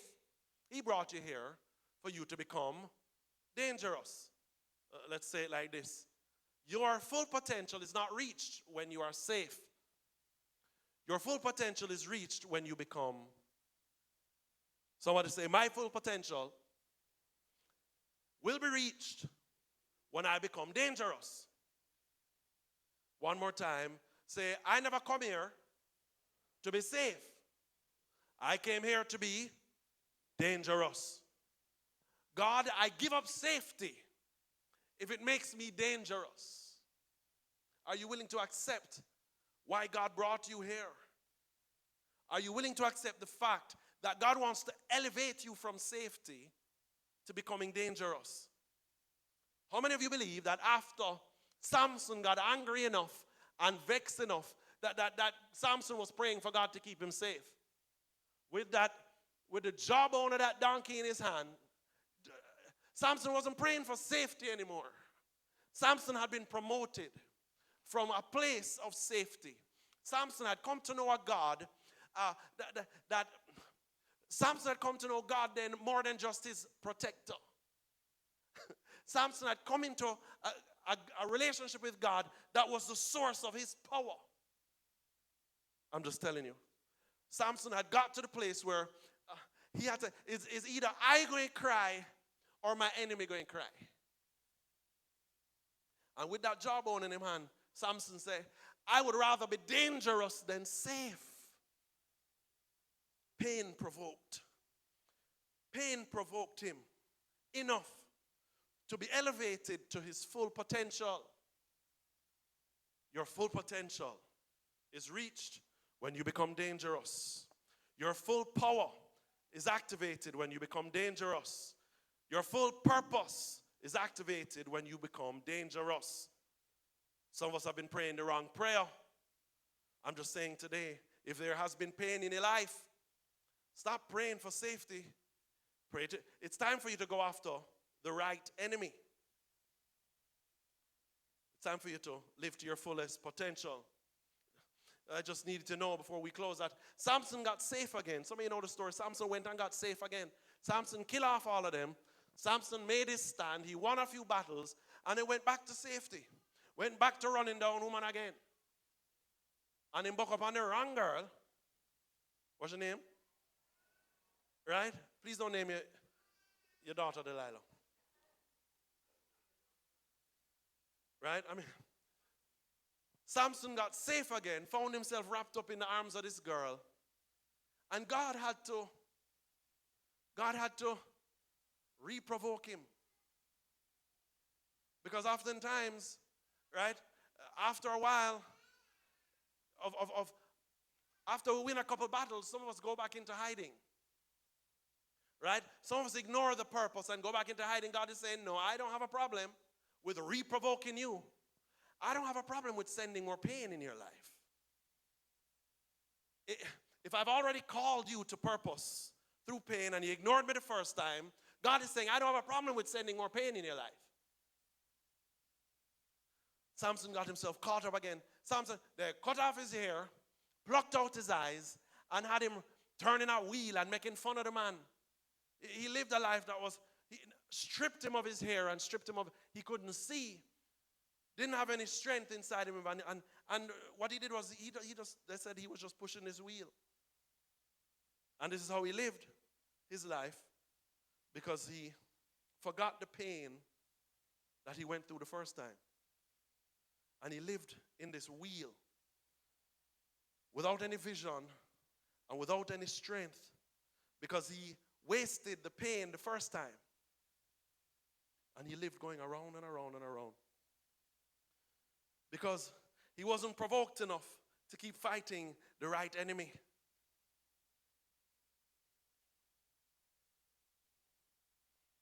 Some don't get it the first time, and pain will come back. I'm not threatening you, I'm just telling you what a good God does. God doesn't want you to live with your enemies over you. So he may have to send pain again. I just believe today that you need to say to God, God, no, I won't waste the pain I had the last time. I'm very willing to say that. Say, come on now, put your hands together and say, I don't need sickness to come back before I start living for God. I don't need to get into another stupid relationship before I start listening to God. Only one of you clap. Right? I don't need to go around that circle again, God. I don't need more pain. I will make good on the pain I already had. I'm going to stop despising the pain and start using it. I'm going to provoke myself.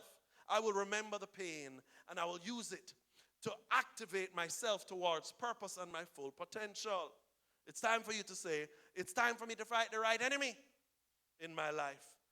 And it's time for you to say, boy, you know, they should have killed me because now I feel like I'm fatter.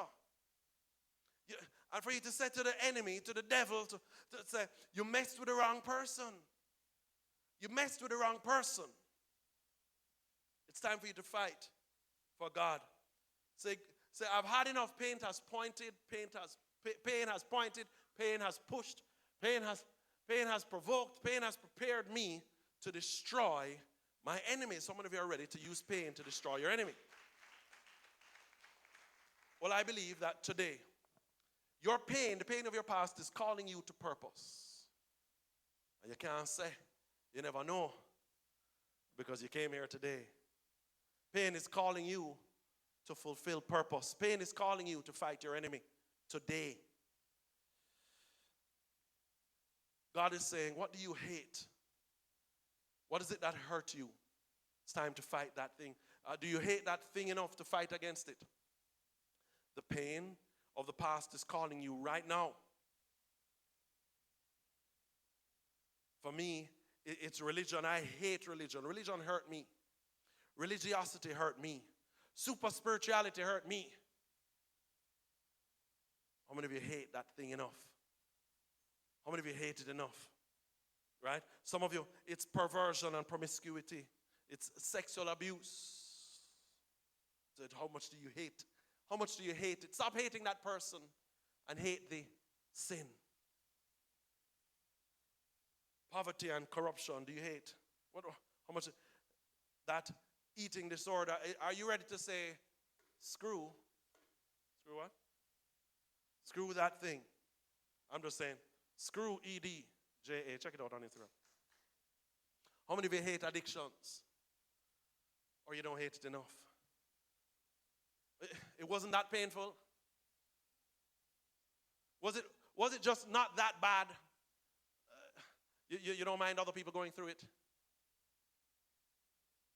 God is saying, inequality towards women. Do you hate that enough to do something about it? Ladies and gentlemen, let's not waste our pain. What God has allowed in your past should provoke you enough and push you to doing something about it. Who's ready to do that? It's time for you to speak out. It's time for you to raise awareness. Some of you know I'm talking to you. We're going to pray together.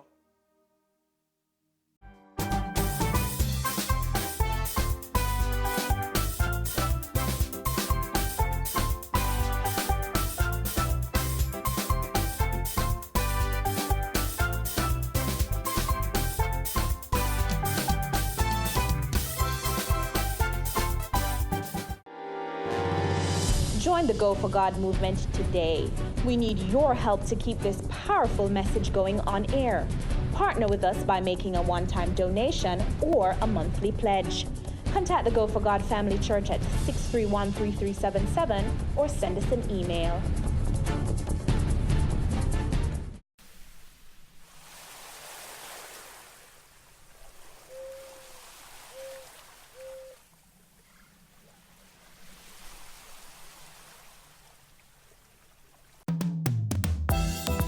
The Caribbean is a rich biodiversity hotspot. It has over 11,000 plant species, and about 72 of these are found only in this region. This richness also extends to the Caribbean people. Their traditional knowledge of the region's varied natural resources has integrated nature into the economic and health sectors worldwide. It has also drawn many to research and use the region's biodiversity for medicinal, cosmetic, and pharmaceutical purposes. For example, the glaucoma medication Canasol is made from cannabis. However, Caribbean islands have fallen prey to biopiracy, where a country's resources are accessed and developed commercially, but the country gets little or no benefit from it. As the world benefits from the Caribbean's biodiversity, countries need to be compensated for their commercial use. Lawmakers need to ensure that their countries are legally prepared to give access to and benefits from commercial use of genetic resources. To ensure prior informed consent and mutually agreed terms of access established by the Nagoya Protocol, The Global Environment Facility, GEF, United Nations Environment Program, UNEP, and the International Union for the Conservation of Nature, IUCN, are jointly providing support to countries at different levels in order to advance towards functional access and benefit sharing. Under the Nagoya Protocol, countries from which natural resources are obtained for commercial developments are entitled to compensation. It also ensures indigenous knowledge from groups such as the Maroons, Rastafarians, and Amerindians can be credited and compensated if their traditional knowledge has been used for commercial purposes. Caribbean islands are putting the Nagoya Protocol in their legislative framework to safeguard their country's biodiversity and traditional knowledge. Let us all work together to protect our resources, do valuable research, and reap the benefits of sustainable bioprospecting in the region.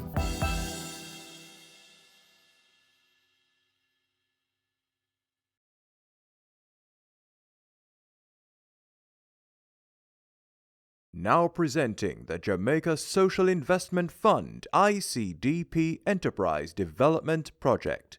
Entrepreneurial Grant Business Pitch. This project is a $100 million grant that's seeking to target 50 small and micro business enterprises and give them training, capacity development, equipment, permits and license towards the development and the viability of their business. We have made a call for proposal in March of this year for entrepreneurs to submit for the opportunity to receive a grant between $1 and $5 million. We received more than 500 applications, and so we have now shortlisted them to 100. So we've invited that top 100 applicants here today, and they're going to have to pitch their business idea to a panel, and of the 150 will actually transfer and win the opportunity for the grants. One of the primary objectives of what we're doing here is employment. We want the business to be able to sustain not only the principals as the owners, but we also want the business to be able to employ at least 2 people. The next part of it, as we do in all of our projects like this, is it provides a learning instrument of how we can engage small and micro enterprises and take them to the next level. Why we're doing this rigorous process, because we want to identify the best potential entrepreneurs for this project. And keep in mind that we are speaking about a loan, so we want to ensure that applicants are committed, and that from a sustainability point of view, that upon receiving the support from JSIF, that in 2 or 3 years, the enterprises will still be operational and the broader objective of the project would be achieved. Once we have now equipped them and they should be ready to start their production line going, we'll then have a mentorship component.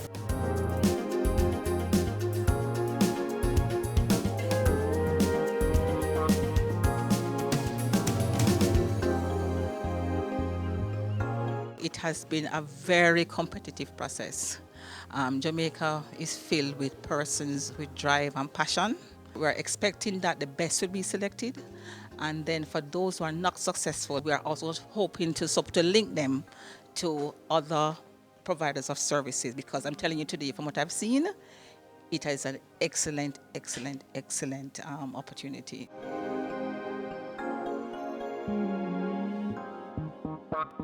It's worthy of note that many persons coming here today already have some kind of semblance of a business, but they need the additional support to move that business to the other level, as well as some persons that come in with those proposals to start from scratch.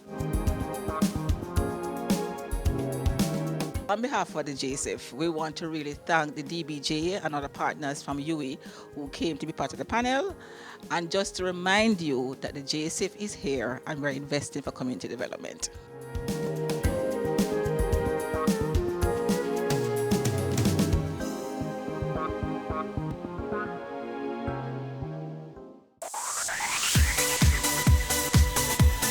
You're watching Business Access TV. Business Access. Business Access. Business Access. Business Access. You are watching Business Access TV. Business Access TV. Serious about business. Serious about business.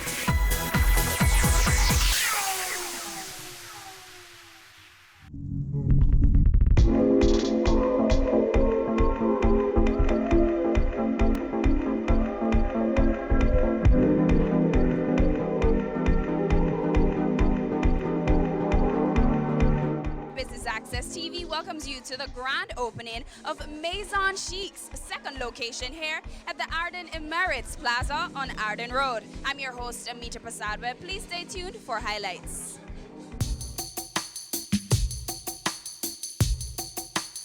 So it's Maison Chic's second store launch tonight. What are your thoughts? It's good because a lot of time I'm up this side and it's difficult for me to go all the way down that side to get something, so I can just come right here and run over to 212. That's my favorite.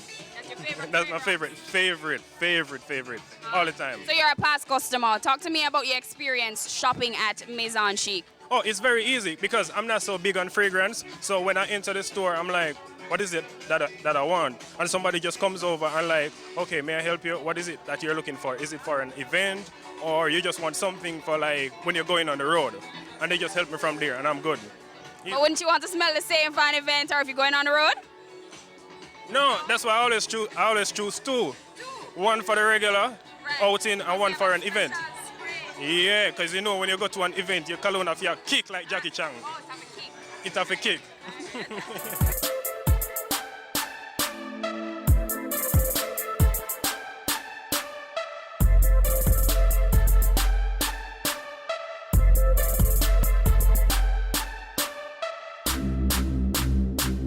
So welcome one and all. This is the official launch of Maison Chic 2. Did you hear what I said? This is the official launch of Maison Chic 2.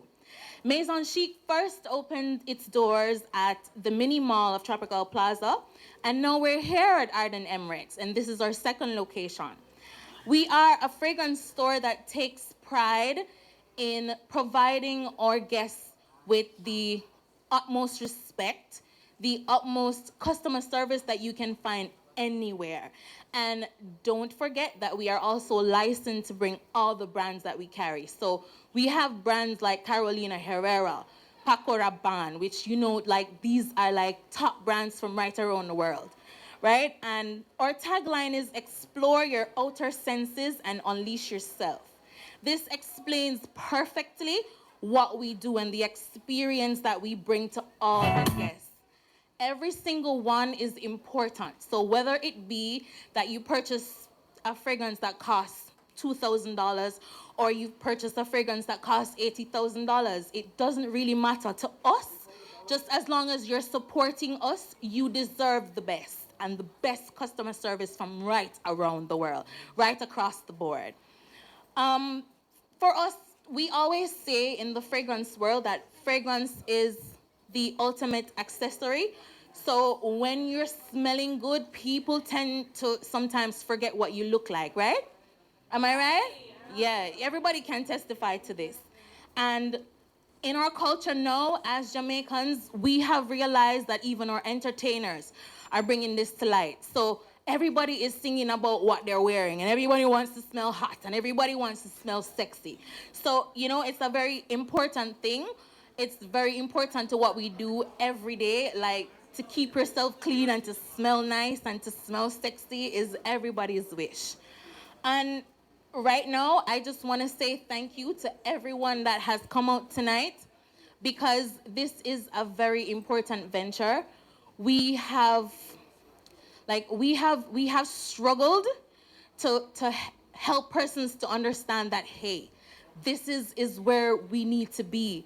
Like, you need to walk into a store and before you can even say hello, like customers are or attendants are greeting you. We have the best trained attendants right across the board. Like when I say best trained, like, can I hear some hello?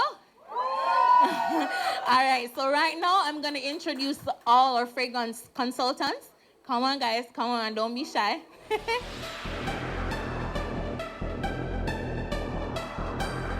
This is our team, and I'm proud to say that all of us here, we take pride in doing what we do. And it's all for you. And I want you to know my staff like by name. So from the end here, we have this is a very important night for Samantha because she actually manages this branch. So right here you have Samantha.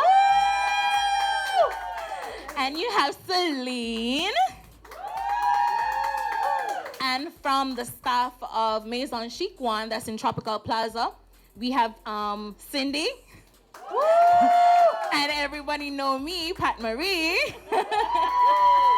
And we have the ever so lovely, the girls them sugar digging. And we also have our newest edition, Ches. Give it up for Ches, everybody. So, with all that being said, I'm looking forward for everyone to continue supporting us, and this is a very important part of our program this evening. Now, everybody owns a smartphone. Now, I need y'all to take out your smartphones, please, right this moment. Yeah, it's already out. Now, y'all gonna go to Instagram, and it's at MAISONCHIC_JA. Right? Everybody has done that? Yeah, I see some people doing it. Thank you very much. Now follow us. Come to the store. Take pictures. Come and test. Because, guys, we provide testers for all our fragrances. So come and test. Don't be shy. It's a new age, people. And Maison Chic is bringing Jamaica to life with fragrances. Can I get an amen? Yeah. And, you know, we couldn't have such a great store without having great distributors, right? Yeah, so the people that take care of us, make sure we have the samples, make sure we have the gifts. And right now, I'm gonna call to she's so smiling, I love her.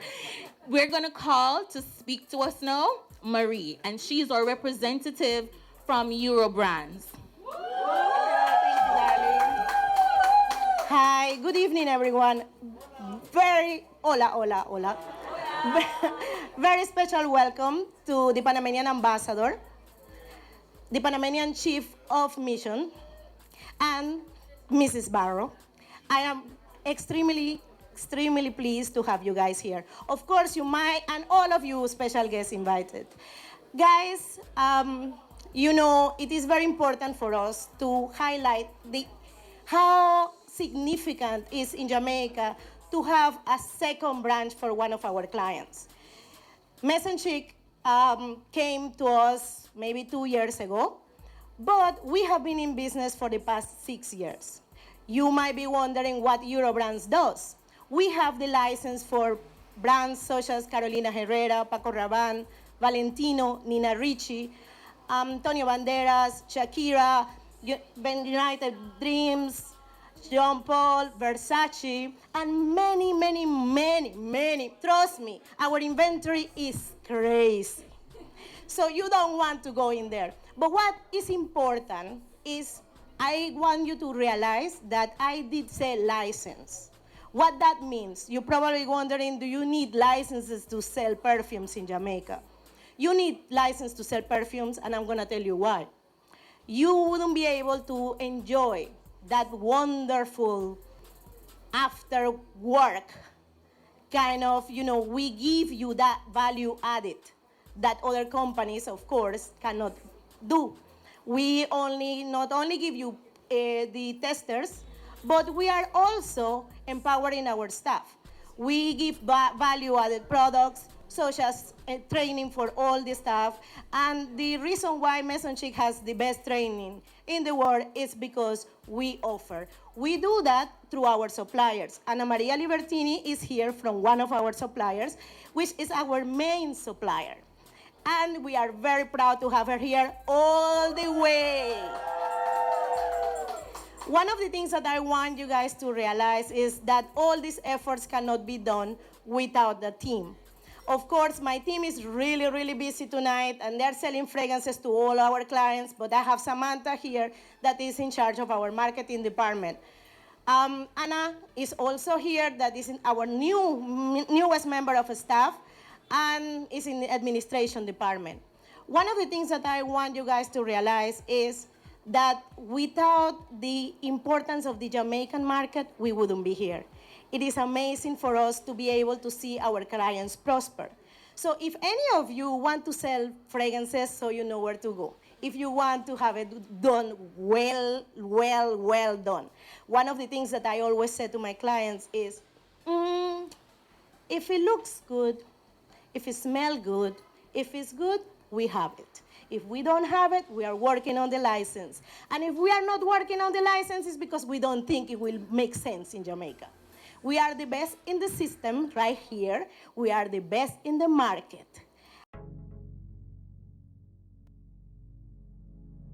Good evening, everyone. It is my pleasure to have you here. Working at Maison Chic, it has been really great. The family base, they have been really welcoming, not to mention the clients that we have catered to and the friends that we have made.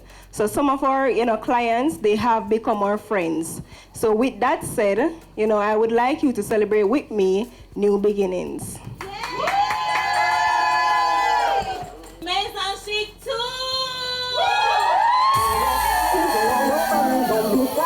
So guys, now for the important aspect of it. Now for the first part, you can go. Don't be pull another one, another one. Your eyes, they all over me. Don't be shy, take control of me. Get the vibe, it's gonna be lit tonight. No lie, not twice, pull another one. It's alright, I know what you want. The vibe is gonna be lit tonight. No lie,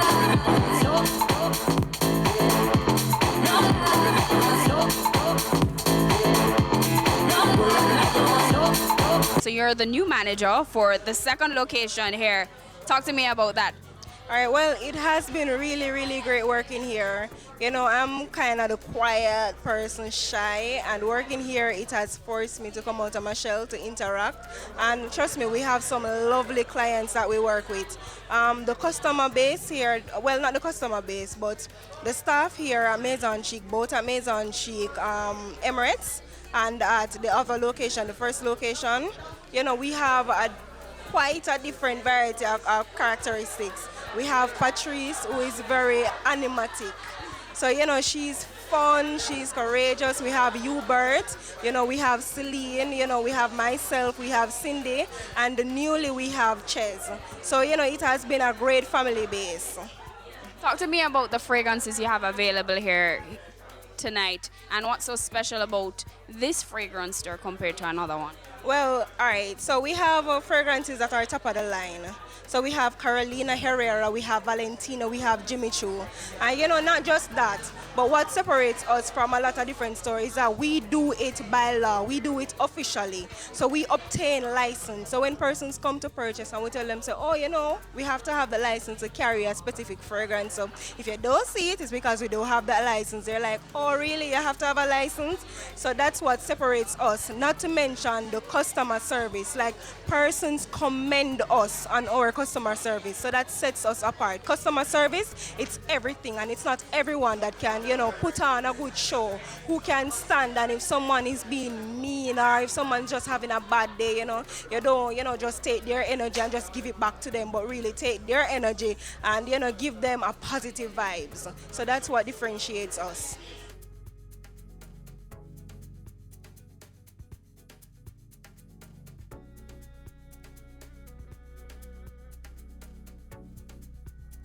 You're a customer here at Maison Chic.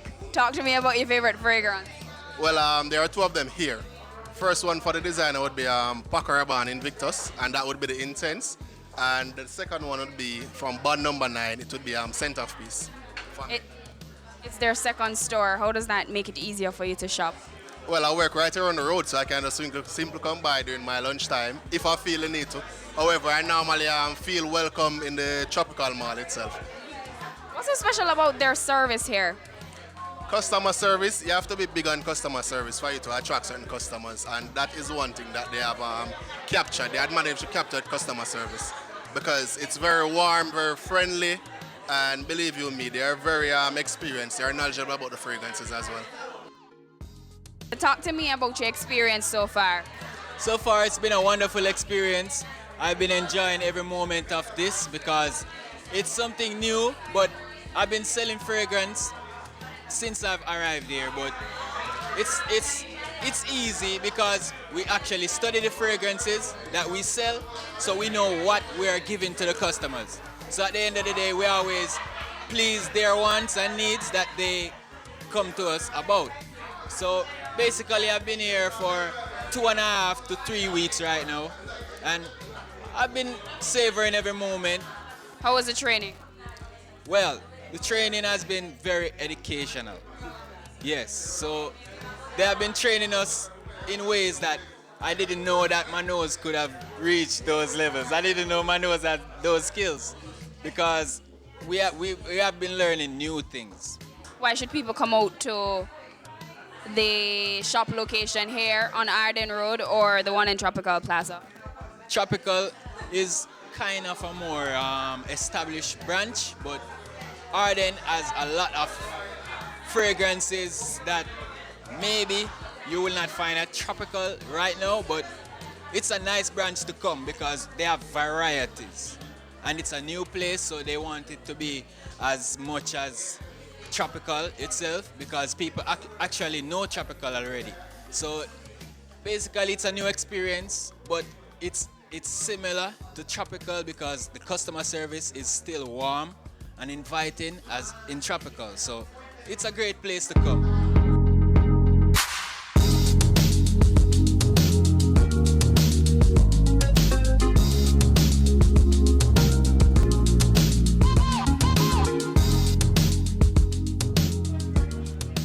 Thanks for joining us here at Maison Chic's second store opening right here in Arden Emirates Plaza. I've been your host, Amita Pasadweb, and you're watching Business Access TV, serious about business.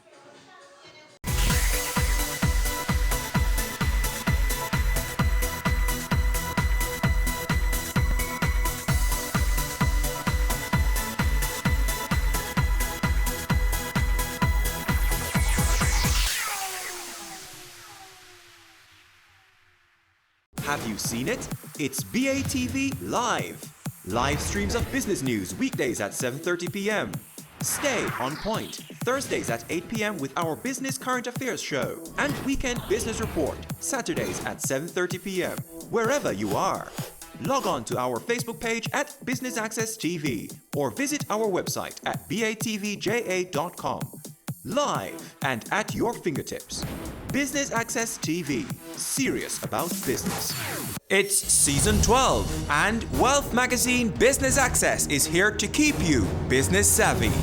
With an impressive mix of some of Jamaica's most inspiring business moguls, we continue to keep Jamaica informed, empowered, and ready to dominate. Tune in Sundays at 5 p.m. only on BATV. You're watching Business Access. Business Access. Business Access. Business Access TV. Serious about business.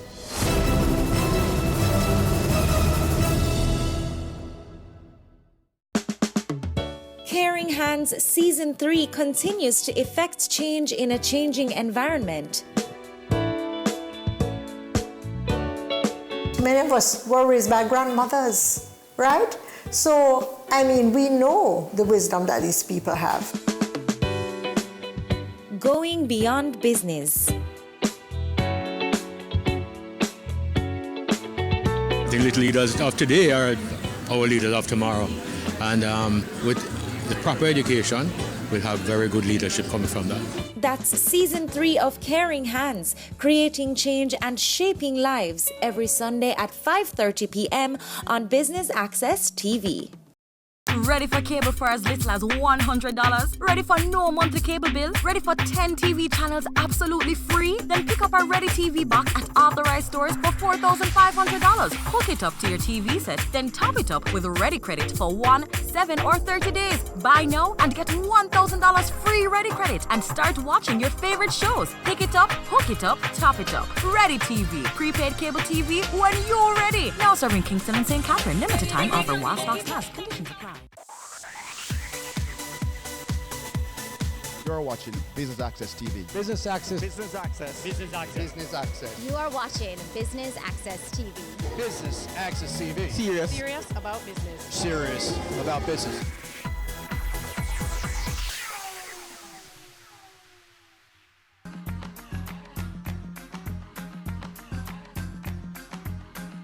Wealth Magazine is back at it again with Corporate Mingle. Today we're here at the Reggae Mill Bar, where executives, creatives, entrepreneurs are here to mix and mingle. I'm your host, Amita Pasadwe. Please stay tuned for highlights.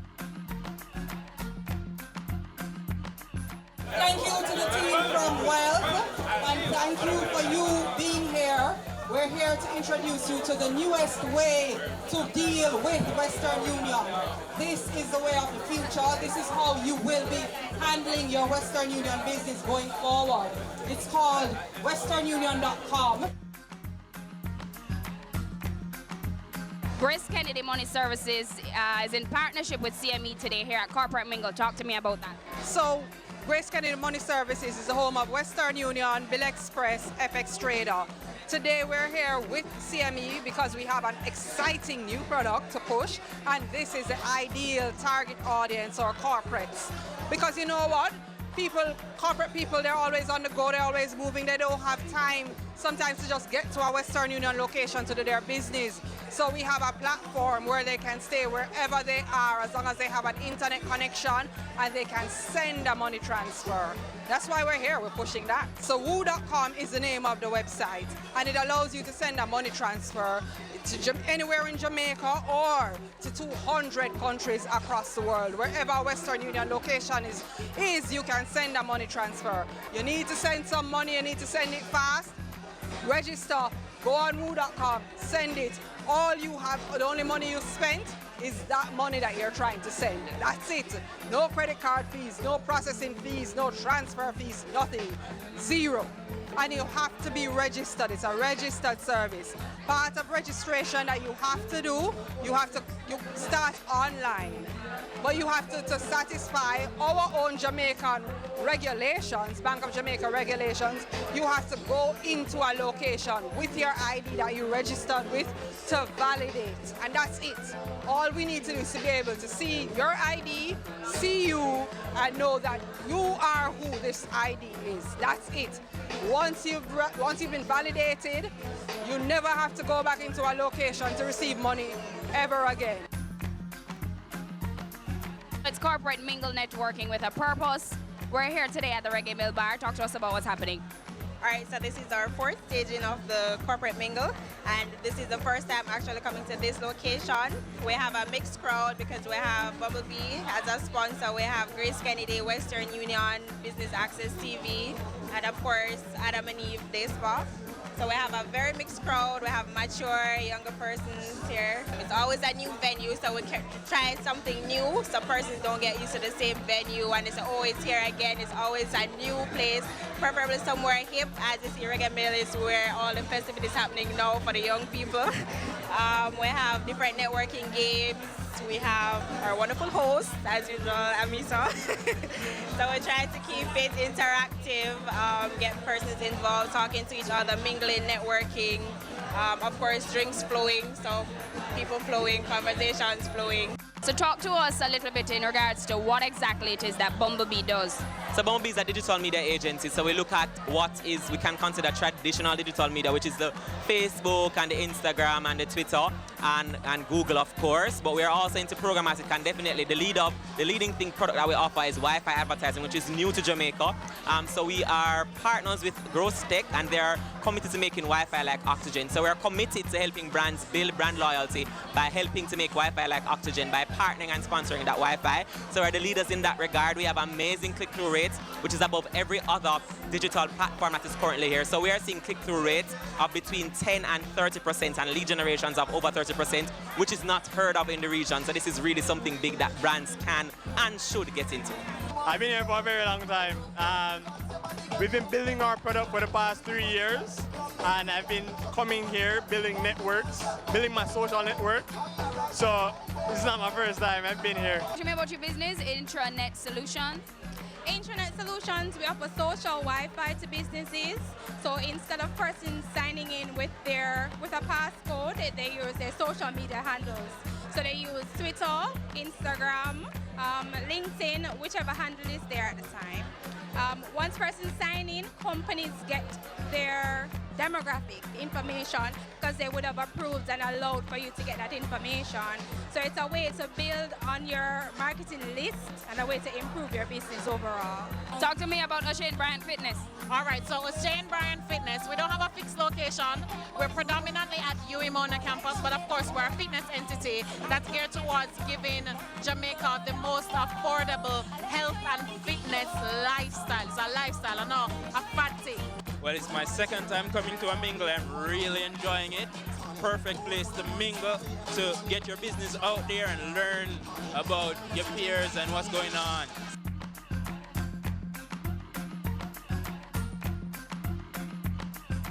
It's that time where we bid you farewell. Thank you for tuning in to Business Access TV and our coverage of Corporate Mingle here at the Reggae Mill Bar. I've been your host, Amita Pasadweb, and you're watching Business Access TV, serious about business.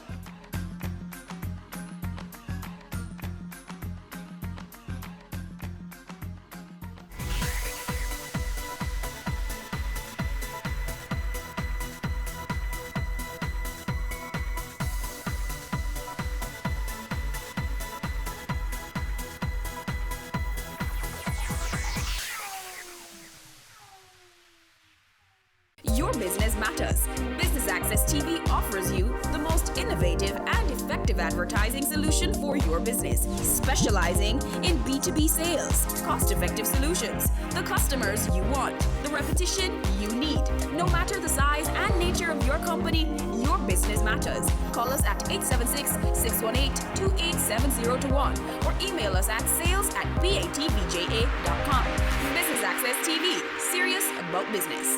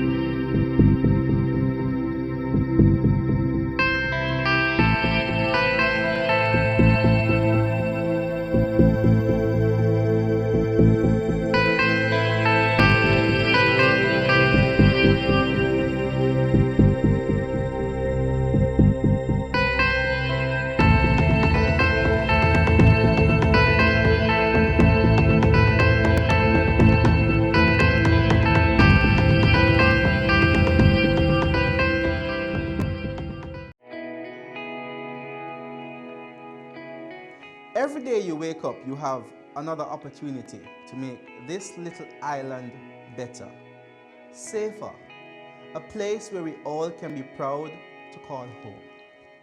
It's time we all recognize that every little thing we do has an impact on the Jamaica we live in now and the country we're leaving for our children. So promise me this, promise yourself this: no more will we tolerate criminals, even if it's our relatives. Tell them they're doing something wrong. Tell them to stop. Tell them no more robbing our children of the Jamaica they deserve. Tell them no more crime.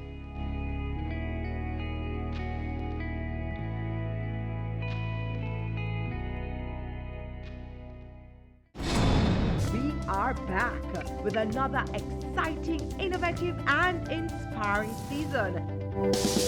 It takes a lot of stick-to-itiveness, being consistent and persistent in whatever you're doing. That's the bottom line. Business exists to add value to people's lives. And if we're not doing that, might as well we lock down the store and just call it a day. It's a season 3 of Creating Wealth, Mondays at 8 p.m. on Business Access TV.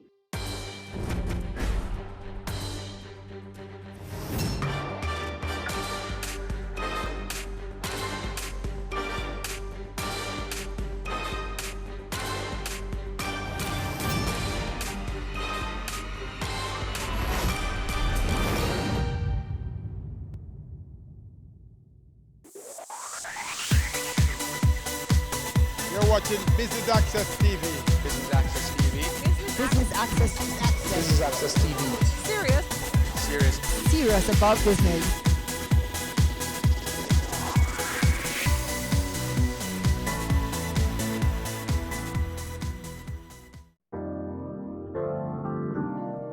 It was a meeting of two cities when the Montego Bay Convention Center hosted cocktails in Kingston at the Spanish Court Hotel, Worthington. Business Access TV was there to share in the moment.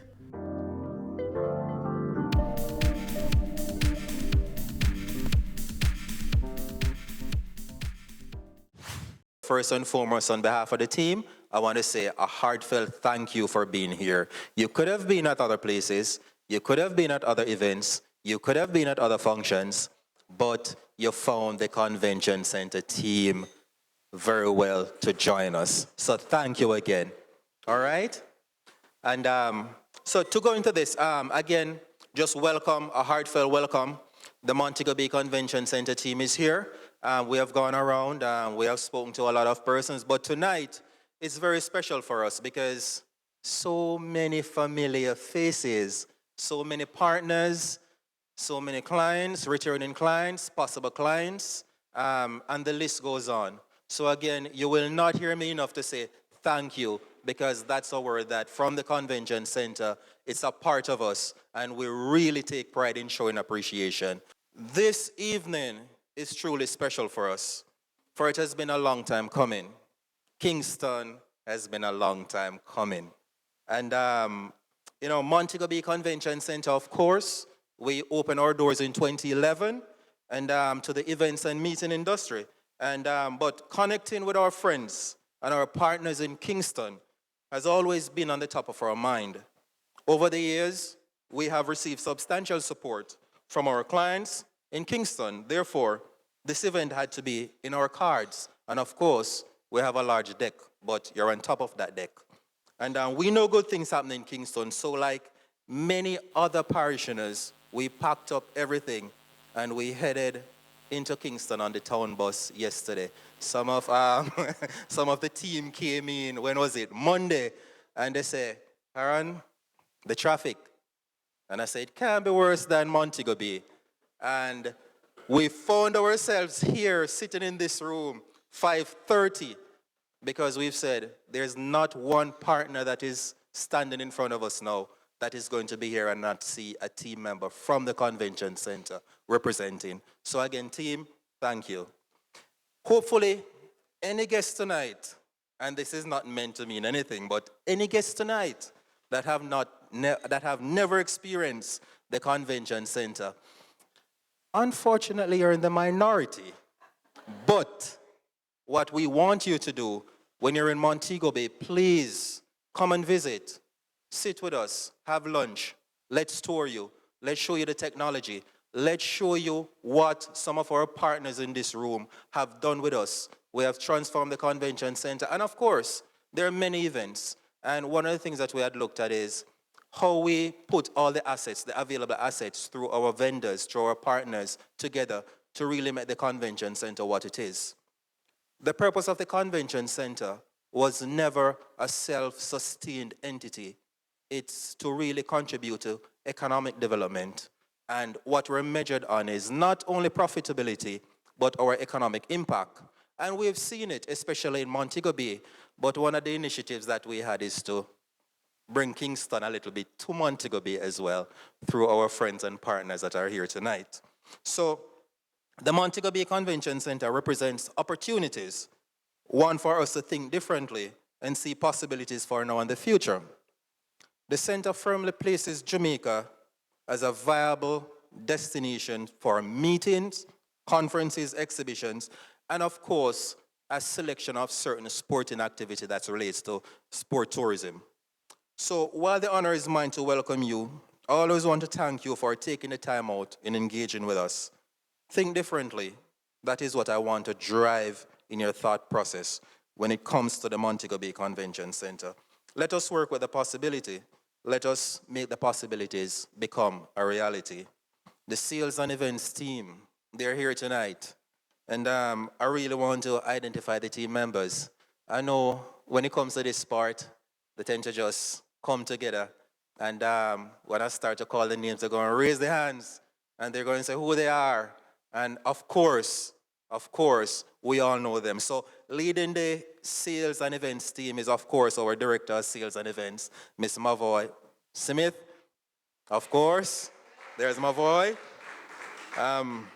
We do have the sales managers with us tonight. You do have Donald Thompson. Where's Donald? Donald? There he is. There he is. Thank you, Donald. And of course, you have Alexia. Thank you, Alexia. And there's one lady here that she's a blend of food and beverage and sales. We call her catering sales. That's Trishani. So food is always important. So Trishani, thank you again. Trishani Austin. Our senior events manager, Kyan Henton. Many of you know Kyan. Many of you have been exposed to Kyan. Spearheading the senior events. Thank you, Kyan. So again, we have one lady that keeps us together. She's Michelle Gordon. Michelle is really our executive assistant and of course sales administrator. Sometimes we're based on a property, based on an events, we're pulled left, right, and center. If it's not for Michelle Gordon, we term her MG, the acronym MG, we would be all over the place. So MG's responsibility is to keep us together, keep us focused, and also keep us well fed. Thank you. ASEAN, many of you heard from ASEAN, know ASEAN PR, marketing, sponsorship. What else?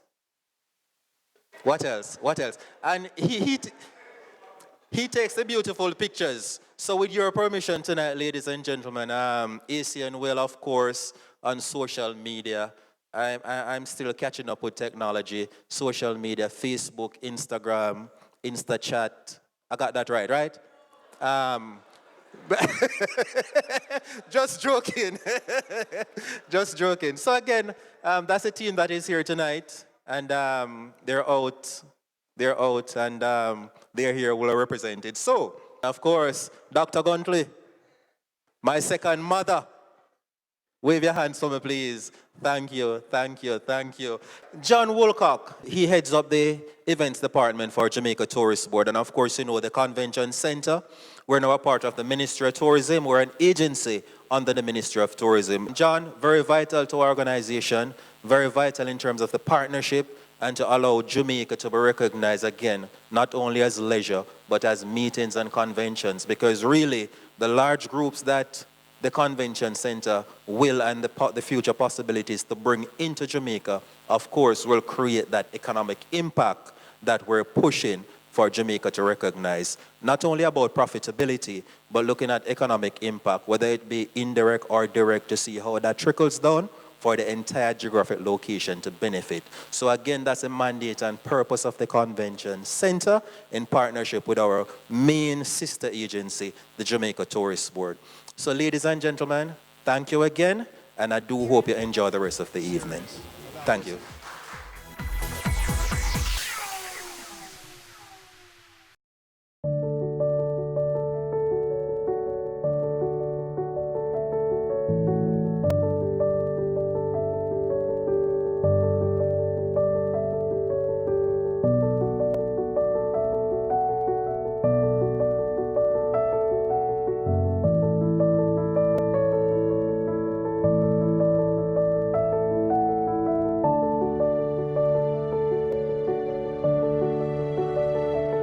Have you seen it? It's BATV Live. Live streams of business news weekdays at 7:30 p.m. Stay on point Thursdays at 8 p.m. with our Business Current Affairs show. And Weekend Business Report Saturdays at 7:30 p.m. wherever you are. Log on to our Facebook page at Business Access TV or visit our website at batvja.com. Live and at your fingertips. Business Access TV, serious about business. It's season 12 and Wealth Magazine Business Access is here to keep you business savvy. With an impressive mix of some of Jamaica's most inspiring business moguls, we continue to keep Jamaica informed, empowered, and ready to dominate. Tune in Sundays at 5 p.m. only on BATV. You're watching Business Access. Business Access. Business Access. Business Access TV. Serious about business.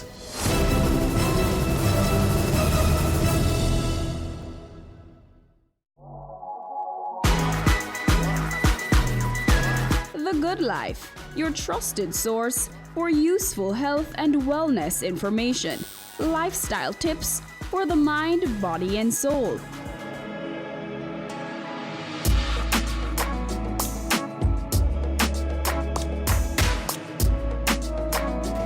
Tune in Tuesdays at 8:30 p.m. on Business Access TV. Ready for cable for as little as $100? Ready for no monthly cable bill? Ready for 10 TV channels absolutely free? Then pick up our Ready TV box at authorized stores for $4,500. Hook it up to your TV set, then top it up with Ready Credit for 1, 7, or 30 days. Buy now and get $1,000 free Ready Credit and start watching your favorite shows. Pick it up, hook it up, top it up. Ready TV. Prepaid cable TV when you're ready. Now serving Kingston and St. Catherine. Limited time offer while stocks last. Conditions apply.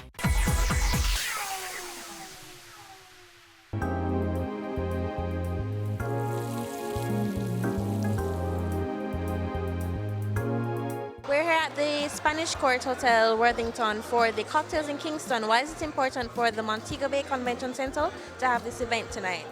It's very important to us because a few things that we have highlighted and wanted to bring forefront is that we recognize and appreciate our partners in Kingston, our clients in Kingston, our potential clients in Kingston. Of course, we do have these events just to mingle, just to share our thoughts process, not in terms of business, but just to get everyone inside a room. And of course, we just talk in a informal or formal environment, and we just get together. So that's really the purpose of our vendors, our partners, our agencies, from the ministries to our suppliers. We just get everyone in and show our appreciation. You mentioned the Jamaica Tourist Board as one of your major partners. How has that relationship been?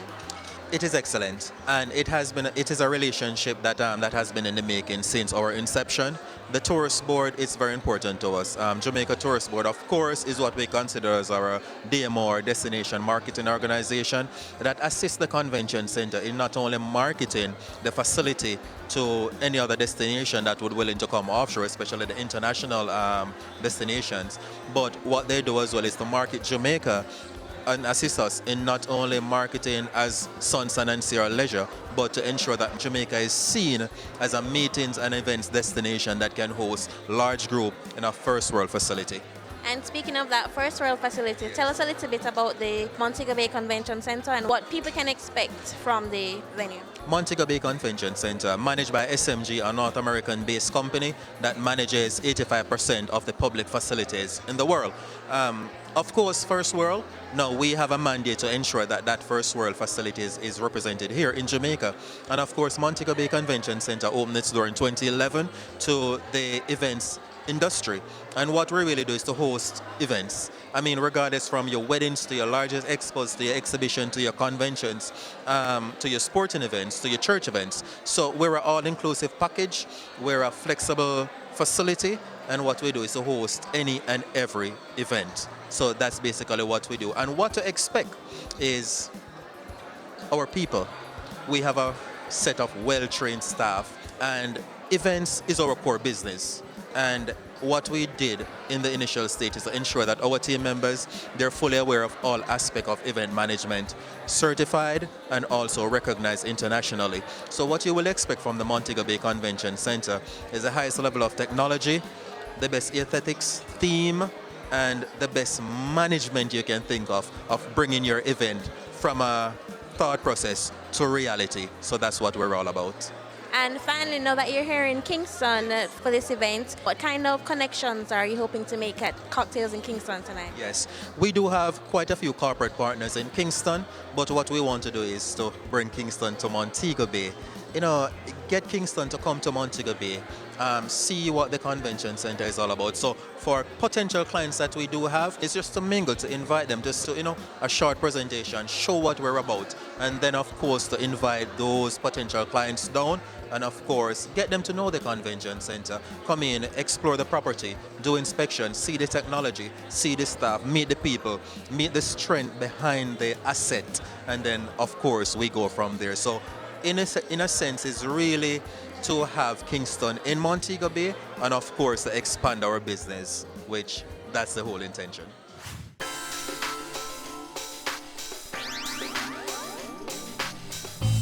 The Montego Bay Convention Center opened its doors about 8 years ago. What have we seen from the convention center over the years? Well, the convention center since 2011 to now 2019, we've done a little bit over 700 events. We've done a lot of weddings, we've done graduations, we've done car shows, we've done meetings, conventions. We're home to most of the major churches in Jamaica where they do their annual conventions with us. So we're home to the Jamaica Baptist, the United Open Bible, the Jehovah's Witnesses, you name it, we're home to them.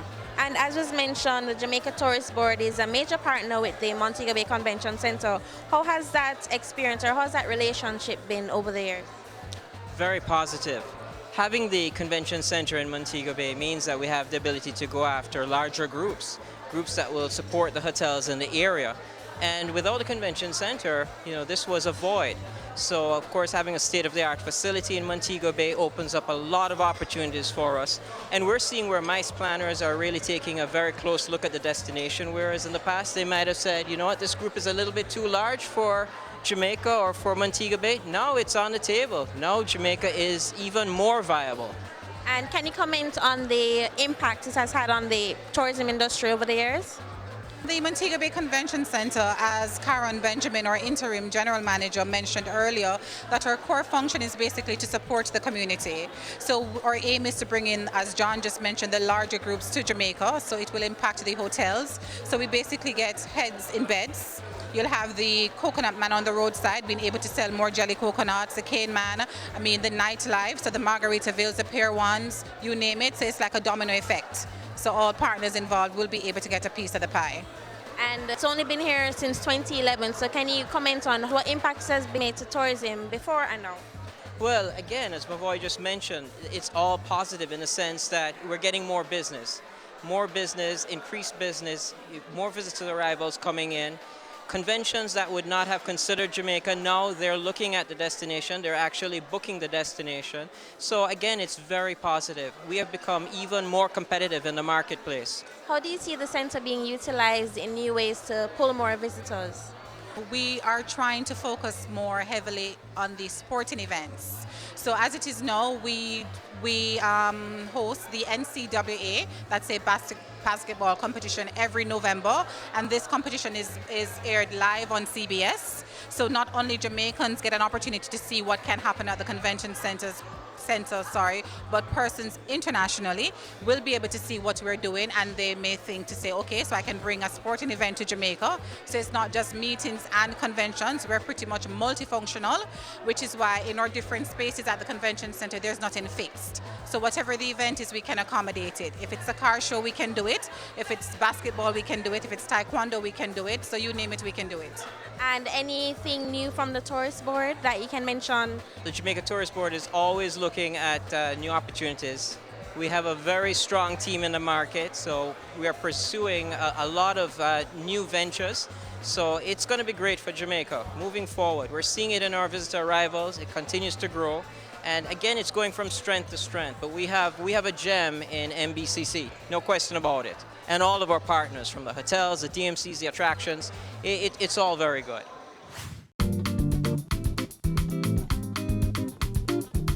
Your company has hosted several events at the Montego Bay Convention Center. Talk to us about the experience working with them.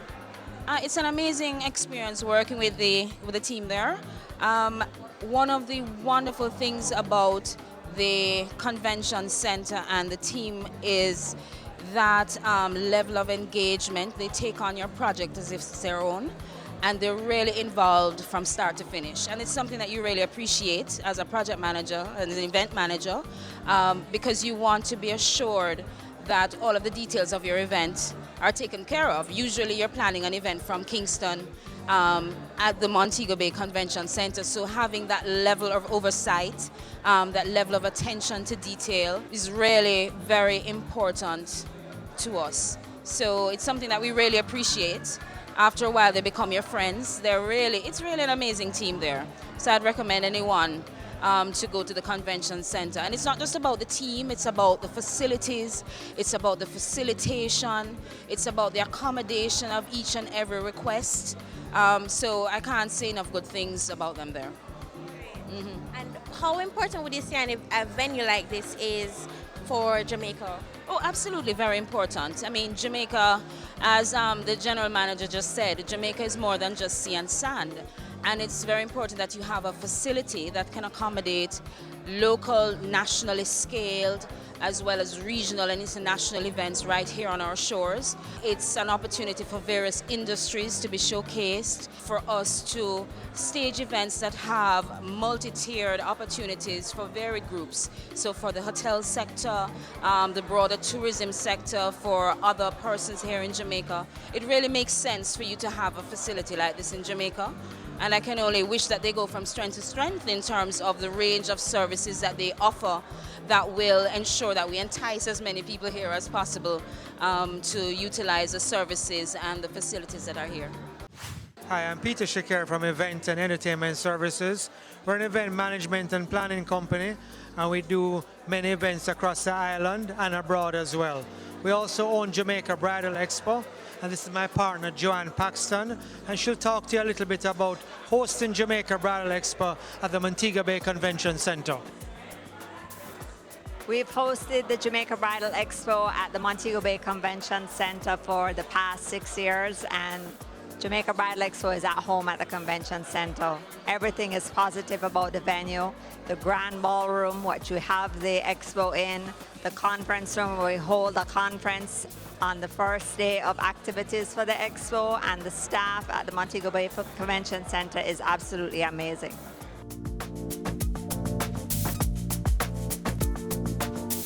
Thank you for tuning into our coverage of Cocktails in Kingston, hosted by the Montego Bay Convention Center. You're watching Business Access TV, serious about business.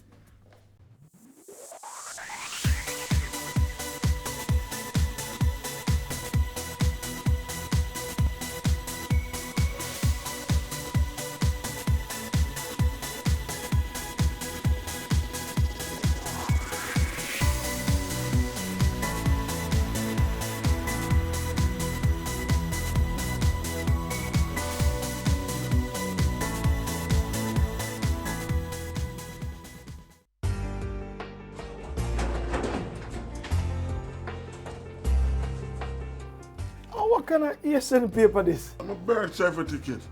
You what? Birth certificate. Hold on. Let me help you. Where are you? Me apply for your birth certificate online on the RGD website. Your lucky things improve and get easy now. Is there not any security feature? Are you granny could I write this? Transformation is happening across the public sector. Many services are now available online.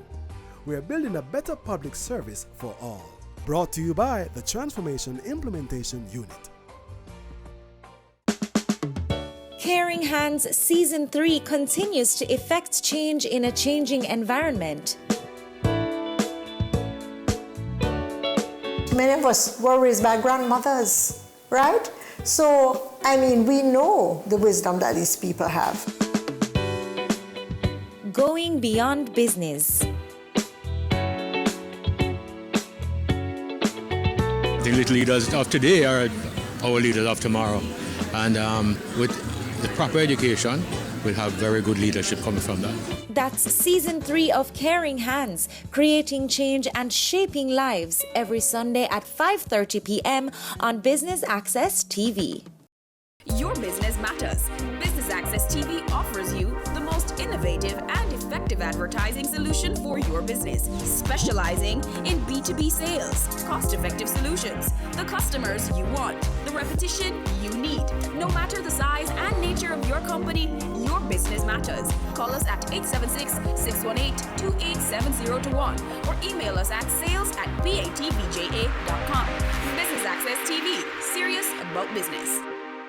I wanted to be an educator because I believe that education is the most powerful weapon that can change the world. My dreams and aspiration is to one day become an entrepreneur where I can employ other persons and help to build the country. I wanted to go into development. I wanted to help people become better versions of themselves.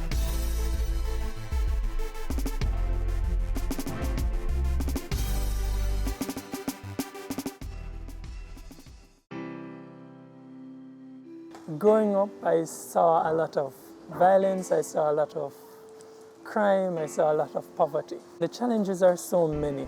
The first one that comes to mind is the level of youth unemployment that's here. Challenges that exist here in West Prospect Bogwalk are lack of awareness for educational opportunities or job opportunities. Not many got a chance to do CXC or graduate from the secondary level. So that's a major setback for the people living in the community. A way to alleviate this issue is training programs. They need more opportunities, like to go back to school to get themselves a certificate so they can be able to work and create employment for themselves and their family. Push more entrepreneurship opportunity, encourage these youths to be creative and innovative in what they do. Give them startup capital to start their business. Invest more in the youth skills and talents. The Poverty Reduction Program is funded by the European Union, and it really is a program that focuses on the most vulnerable type of communities, making communities safer, making citizens more healthy, better access to education. For European Union, investing in youth is an obvious choice. They are the future of the country. If we prepare them well, they will bring the change that Jamaica needs. That's why we invest in scholarships, internship, training in life skills and mentorship. I received a tertiary scholarship from PRP to attend the University of Technology, Jamaica. It meant a lot to me because I realized that somebody else believed in me and somebody saw the potential that I have and somebody believed that I could actually achieve my goal. I benefited by getting firstly an internship, and also they assisted my bachelor's degree financially. But critically, outside of the finances, the persons that were on the project, you know, the motivation that they provided, etc., it really provided a huge boost. This is my third year at the MICO. This scholarship, it helped me to be able to focus only on my education here, because tertiary education is not cheap. I was placed at ODPEM on the one-year internship program. It was really good. It was an opportunity for me to prove myself, to give myself a service, and also to gain experience in the working world, and to also provide for my family. I plan to be an agent of change in my community by being a mentor, a leader, and a godfather for the youths growing up. Try to help them, teach them a trade. You don't have to be rich to help. You don't have to achieve greatness to start. I contributed to my basic school by providing them with the necessary resources that they need, that I believe that in the long run, it will have a ripple effect on many, many persons. Professionally, I manage the whole program, which is aimed at giving young persons the opportunity to, do what I did, basically, to get their foot inside an organization. Additionally, I also have a little small business that I try to employ young persons to learn a skill, etc.